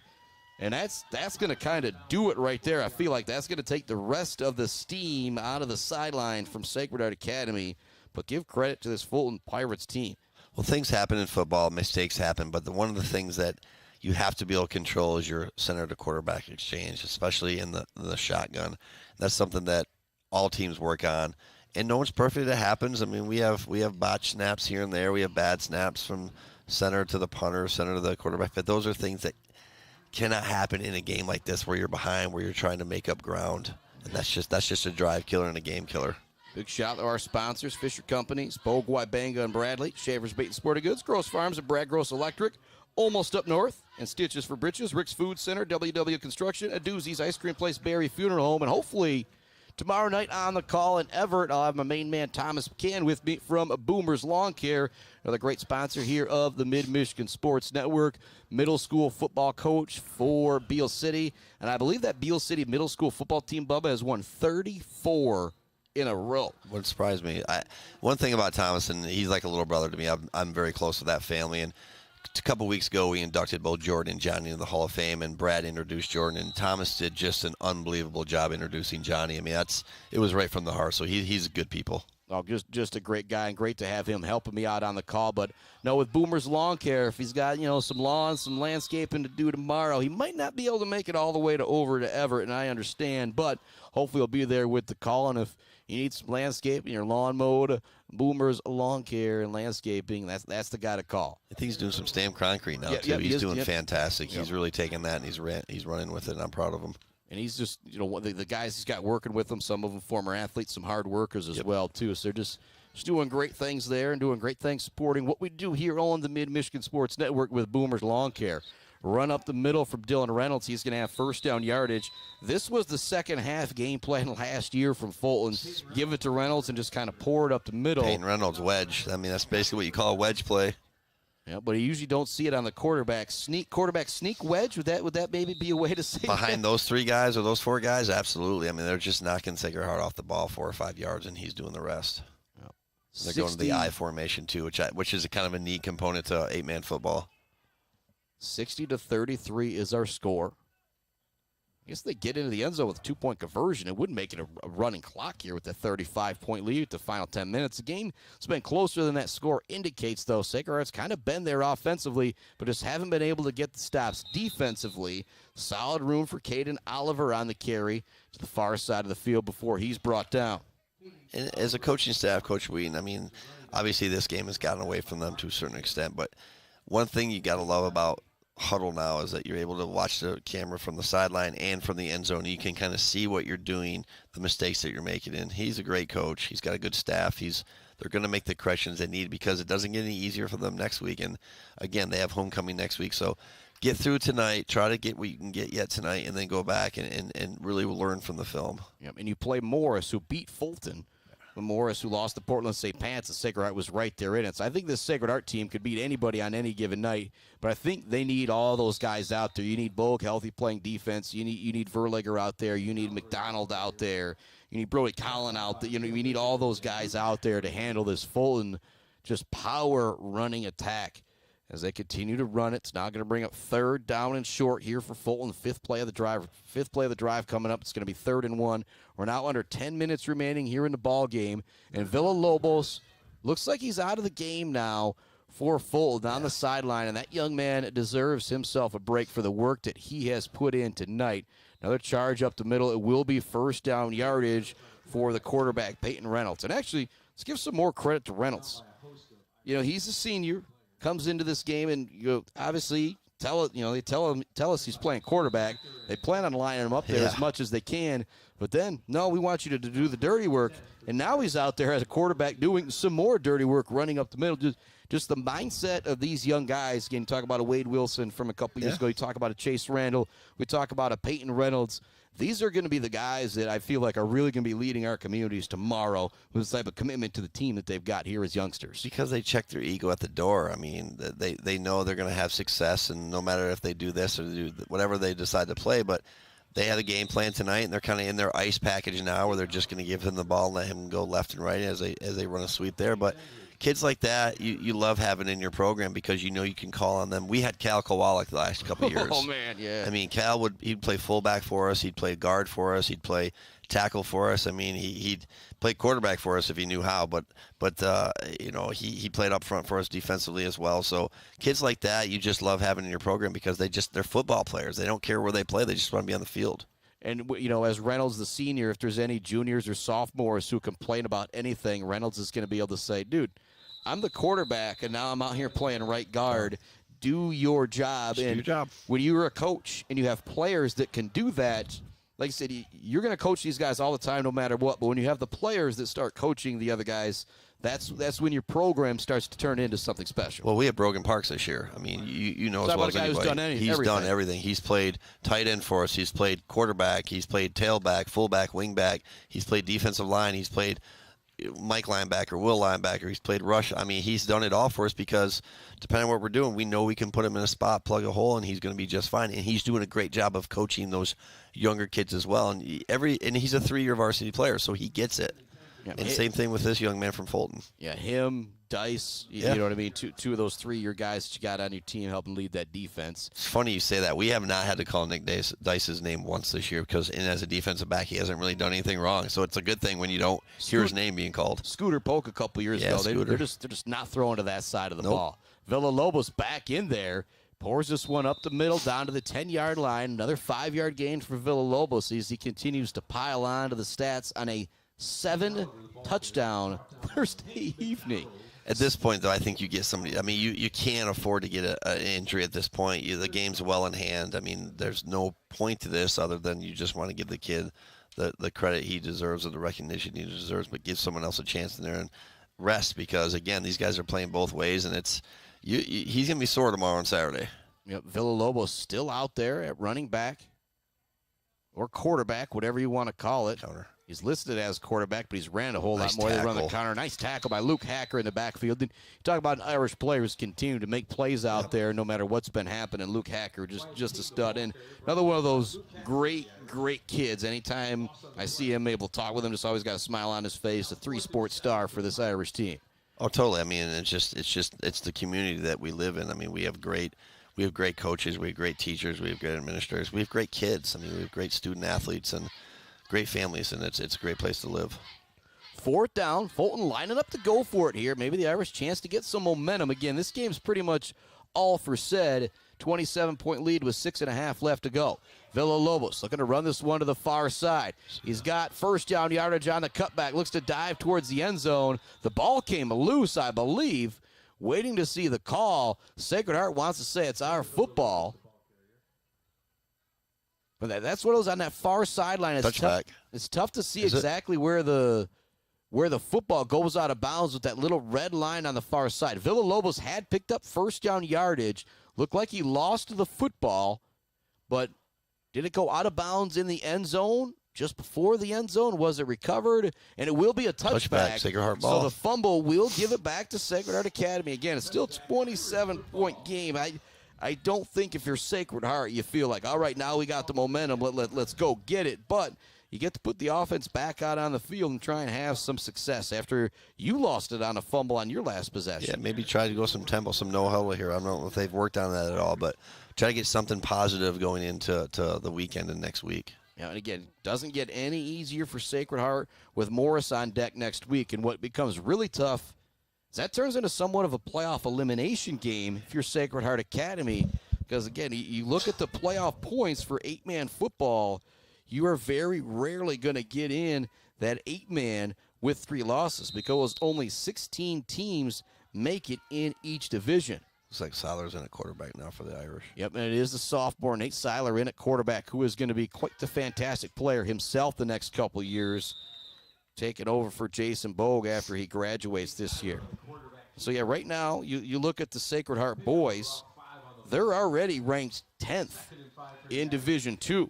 And you look, it's 4-1. There's 2 4-1 teams who aren't in the playoffs right now with Cedarville and Kindy North Huron. And so you get to 3 losses, you're not going to get in. That just talks about it. 8-man football, how tough it is in the regular season as well, too, just trying to get to the postseason. Shotgun look for Seiler. He's got 2 wide receivers, 1 to each side. And I do like this from Coach Wheaton as well. You need to get these young guys in there to play. And you do see the gun from Seiler as he completes it to Nico Vasquez here on the near sideline. It'll be very close to 1st down yardage for the Irish. There's 5:20 left to go, 4th quarter. Fulton leads at 60-33 here on the Mid-Michigan Sports Network. Chris Spockman, Bubba McClain. We got Corey Clark doing the stats. My buddy Adam Gursky on the camera. We got your Bird All-American Grill post-game show coming up after this one.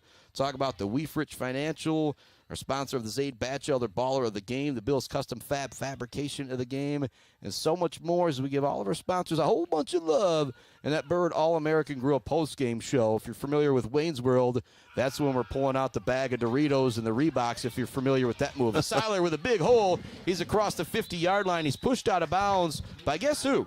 Tanner Villalobos. Still out there playing defense for Fulton right now. Again, you look over at that Fulton roster, you don't got a whole lot of guys in 8-man football. If you're if you're Coach Zach Baker and there's not guys you trust to be safe out there, you know what I mean? Sometimes you got to keep those starters out there. Make me think of some Sacred Heart girls teams in the past with Scout Nelson and the crew. They'd be up by 45, and you'd wonder why there's still a starter out there. Well, they only got 9 on their team. There's got to be one of them out there. Shotgun look again for Seiler. He's got 2 wide receivers to his right. Going to run this one all the way up the middle. He's going to pick up 4 or 5 yards. I know Seiler was somebody that they were very excited about coming into this season. We see him, go, make a couple big plays offensively from Bogue. Now seeing what he's going to do at quarterback, you think about that young man coming back for a couple more years after this year, makes you feel pretty darn good. Well, they've got some sophomores and freshmen up. It sounds like they dropped their JV season for JV team for the rest of the year. So maybe they give these guys some more experience would be good. Some varsity, building that depth, adding those JV players to give them the opportunity to just improve your program.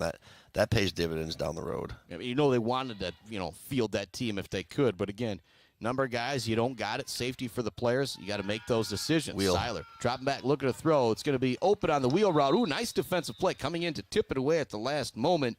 But you kind of saw that all the way. Talk about how that wheel route develops as we got 3:57 left here to go. Well, they just stack the receivers, and the top guy, the inside receiver, kind of runs like a post pattern, and then the outside or the inside receiver kind of just runs behind him and gets to the seam. And credit to Fulton. They kind of picked up on it a little late, but he got over there. But it's a really good play to run, especially when they're playing the defense that they're playing. So nice play draw up there. It's just a little short on the throw, and a great play by the secondary. 3rd down and 6 for Seiler.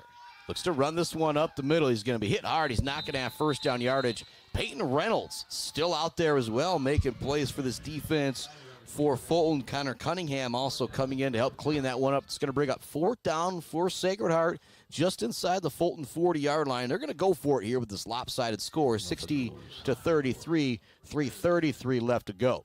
And more football coming up for you tomorrow. Beale City taking on Everett. Big-time matchup in the Highland Conference. Both those teams looking up at McBain, hoping somebody can knock them off. But favorite in that game is going to be Beale City. Beale City blasted Lake City. Everett was bested by Lake City. Everett's kind of coming into the really difficult part of their schedule after a great start at 4-1. Seiler somehow gets away from the tackle, but then he's going to be leveled in the backfield, brought down on the sack across the 50-yard line. And on the play was Wyatt King that time for Fulton. And that's going to be a turnover on downs, giving it back to the Pirates with 3 minutes left to go in the ball game. Mr. Billings again as well. So, all right, let's start to talk about our Bird All-American Grill post-game show and that Zaid Batchelder baller of the game. There's been a couple nights where we've given it to 2 players. I think this might be one of those nights again. Because, again, you go for 7 touchdowns in a football game, and you don't get the post-game accolades. I feel like that's kind of weird. But as many times as we've called Villalobos' name, Billings has been there making the block or making that defensive play. And you go back to that first interception he had. Yeah, that was pretty impressive. They kind of set the tone for the game. Yeah, definitely changed the game. Put Sacred Heart, just as you talked about, down a possession right away in the early going. Shotgun snap.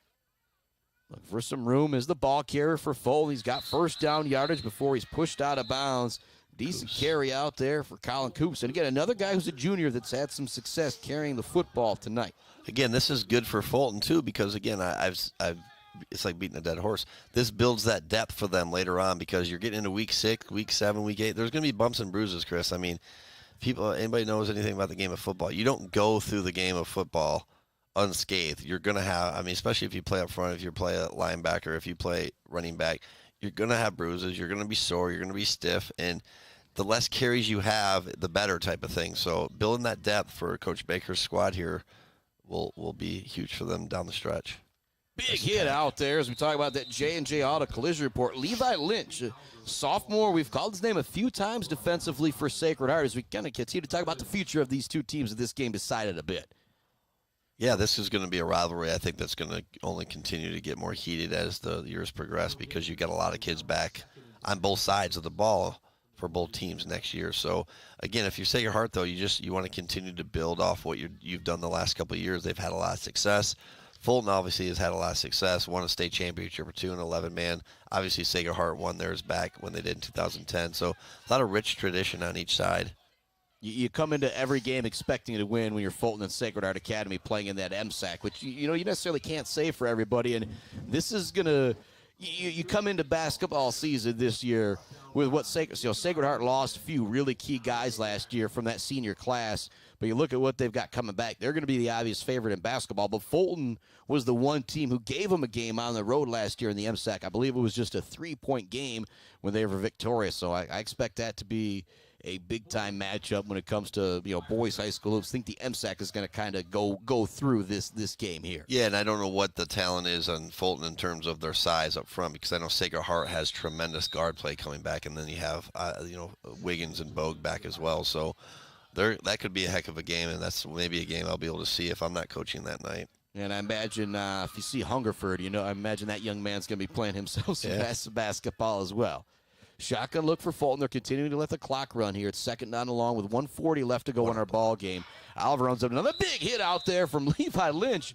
This is talking about that J&J Auto Collision Report. And this is your Coach Wheaton. You're noticing number 8 making plays down big. If you're a college scout, you notice, hey, there's a sophomore out there still making some plays.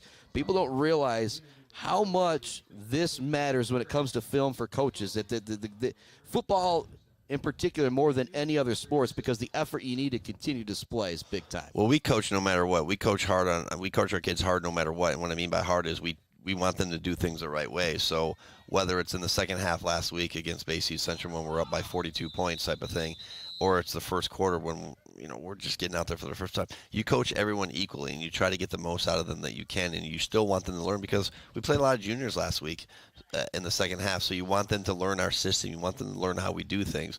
It's no different out here tonight with the sophomores and the juniors for Sacred Heart. You continue to try to build for the future, and it's a short season. It's only 9 games, sometimes 10, whatever it is, depending on how well you do in the playoffs, but you only get so many games in football. I mean, you get 1 game a week, and there's a lot of preparation involved. Basketball, you get 2, sometimes 3. So there's a lot less practice time. In football, you get a lot of practice time and very little game time. Third down and long. This could be the last play of the game here. I don't think we're going to see any timeouts or any stoppage in play. Just one more snap here pretty much for Fulton. And tomorrow, again, big-time football. Shepherds at Gladwin. Ithaca hosts Saginaw Michigan Lutheran Seminary. Mid-Michigan Sports Network is going to be in Everett. Brenton Scobie and the crew from the GI Tech Center will be here at Mount Pleasant calling the Bay City Western game. And Claire with a big-time game at Standish Sterling. And that is going to wrap it up. 60-33 our final. A game that looked like it was going to be a battle at the half. What is the score? Go into the half at 36-27. Second half dominated by the Fulton Pirates as they come out of here a winner, 60-33. It is time for that Bird All-American Grill postgame show coming right up here on the Mid-Michigan Sports Network. Bill's Custom Fab can handle any job you need, from large-scale steel building projects to fixing your favorite stainless serving pan. Bill's Custom Fab can weld and fabricate anything. Call today at 989-772-5817 or stop by on Gover Parkway in Mount Pleasant. Good luck to all of our local athletes from Bill's Custom Fab. The Bird in downtown Mount Pleasant, open every day but Sunday for lunch and dinner. Delicious pizza, the world-famous Bird Burger, handcrafted, fresh-baked subs, many apps, and much more. There's something for everyone at The Bird in downtown Mount Pleasant, where friends gather like family. The Bird, supporting high school sports in mid-Michigan for nearly 100 years. Hey, Rowan, want to toss the ball around? No, thanks. A quick game of chess? Maybe later.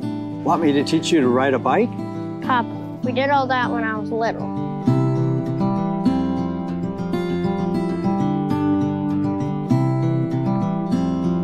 I guess you're right. Barbary Law's kept me so busy, time has just flown by. There is one thing, though. You got any cookies? Thought you'd never ask.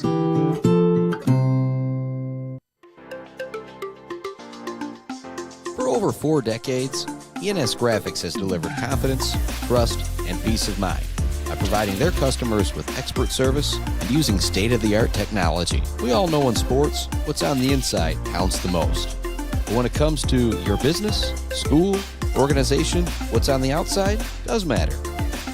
If your business needs anything printed, ENS Graphics can do it. If you want your club, team, organization to look good, ENS can help with that. They take your vision and make it their mission. ENS Graphics, a proud supporter of the Mid-Michigan community and their local athletes. Visit ENS Graphics at their location down in Ithaca or visit their website at esgraphics.com. ENS Graphics, printing all things physical.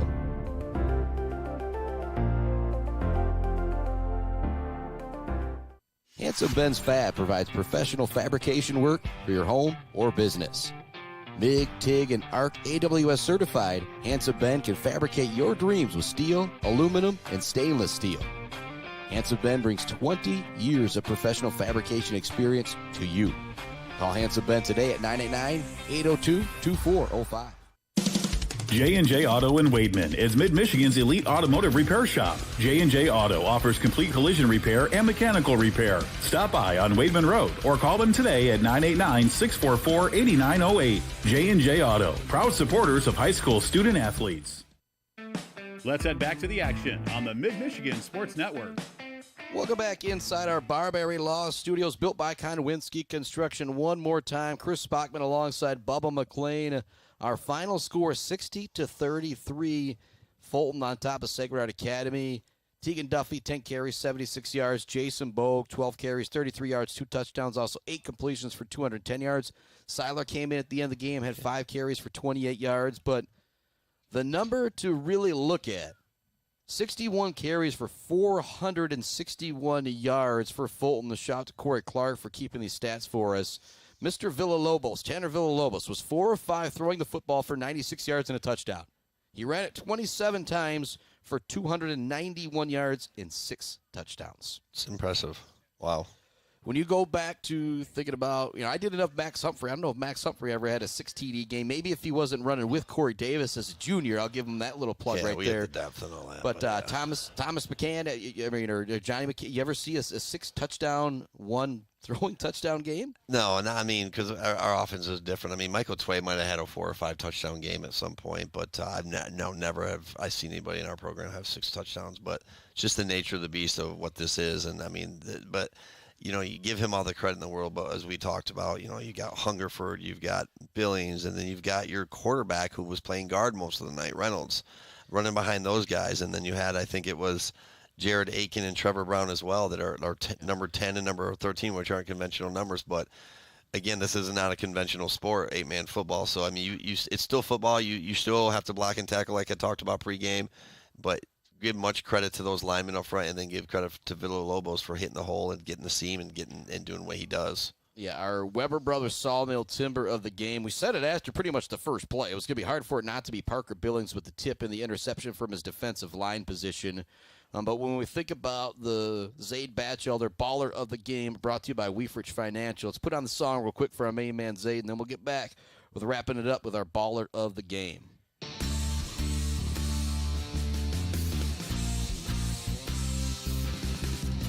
Well, hey there, Zaid. This song of love is just for you. So turn it up. Peekaboo, Zaid, I see you. And we wrote a song about what you do. Like listening to music and going outside. Wearing a smile on your face so wide, yeah. All right, the Zaid Batchelder Baller of the game. Mr. Villalobos, we'll call him 1A, but I think if we really want to talk about the man who dominated this game, every time they ran it behind 89, Parker Billings. And as far as, you've seen, and my buddy Adam Gursky on the camera starting to notice more and more stuff. There was a couple times where you guys kind of looked at each other after he made some big blocks. Just talk about what you saw from 89. Well, whether he was right side or left side, I mean, he would take 2 guys in his gap. I mean, one on the run side, one on the other, whatever it was, and he would just blow them back 4, 5, 6, 7, 8 yards. 2 guys. I mean, he would just put down, put a shoulder in both of them, and just blow them out. If he was 1-on-1, forget about it. He was blowing guys off the ball 12 yards. He ran one kid down for Sacred Heart 15 yards down the field. I mean, after the running back had went by him. So he kept blocking. That's just, I mean, I was down on the field before the game. He's every bit of 6'3", 240, and when you hear the word stud, the kid is a stud. He's a prototypical football player. And I mean, yeah, that's the recipe for success. We all have that straw that stirs the drink, so to speak. It doesn't matter what position it is. He is that for Fulton. It's pretty obvious watching him tonight. Yeah, so Parker Billings, Mr. Tanner Villalobos, our Zaid Batchelder Ballers of the game, we will say. And Thanks so much for tuning in to the Bird All-American Grill post-game show. Everybody's still kind of over there celebrating at the Fulton sidelines. Some Sacred Heart people kind of gathered up around the locker room there celebrating as well, too, in a very hard-fought game. But Sacred Heart, I think they're going to kind of have to win out now. And as I showed you that playoff points thing, there was a couple teams that were 4-1, aren't in the playoffs right now for 8-man D2. It's just a battle to get into the playoffs. But then you get in, you only got to win a few games with just 16 teams getting in. But it's going to be tough for them next week. Tomorrow, you guys got a big game, Mount Pleasant Bay City Western. Yep. And Brent Scobie and the crew will be on the call there on Facebook. I will be in Everett for some Beale City Everett football. We'll have updates from Claire Standish. Shepherd taking on... Who is Shepherd? We'll have to go look at it again. But Shepherd, they got to take on Gladwin. So another tough game for Shepherd as they go through that gauntlet of the Jack Pine 1. And Ithaca with a big game hosting Saginaw Michigan Lutheran Seminary. Nor it's homecoming for them down there as well. And so if town seems a little bit busier this weekend, a few homecomings going on. That's what's happening. But, Bubba, thanks so much for joining me on the call once again, man. Really appreciate it. Always fun. Thanks for everything you're doing. This is so much fun to be a part of this. And when you kind of came up with this idea and I was all on board, this is more than I could ever imagine. So congratulations to you, my friend, for doing such an amazing job, for putting the kids first. Yep, and we're not going to go through all the laundry list of sponsors once again, but a big thank you to them. And again, the sponsors that you see, the sponsors that you hear throughout this game, when you think about going out and doing business in the mid-Michigan area, think about those people that are supporting high school athletes and this cat being able to be here for these games. Our final 60-33 Fulton, a winner over Sacred Heart Academy. Back with more high school football tomorrow night from Everett with Beale City football action here on the Mid-Michigan Sports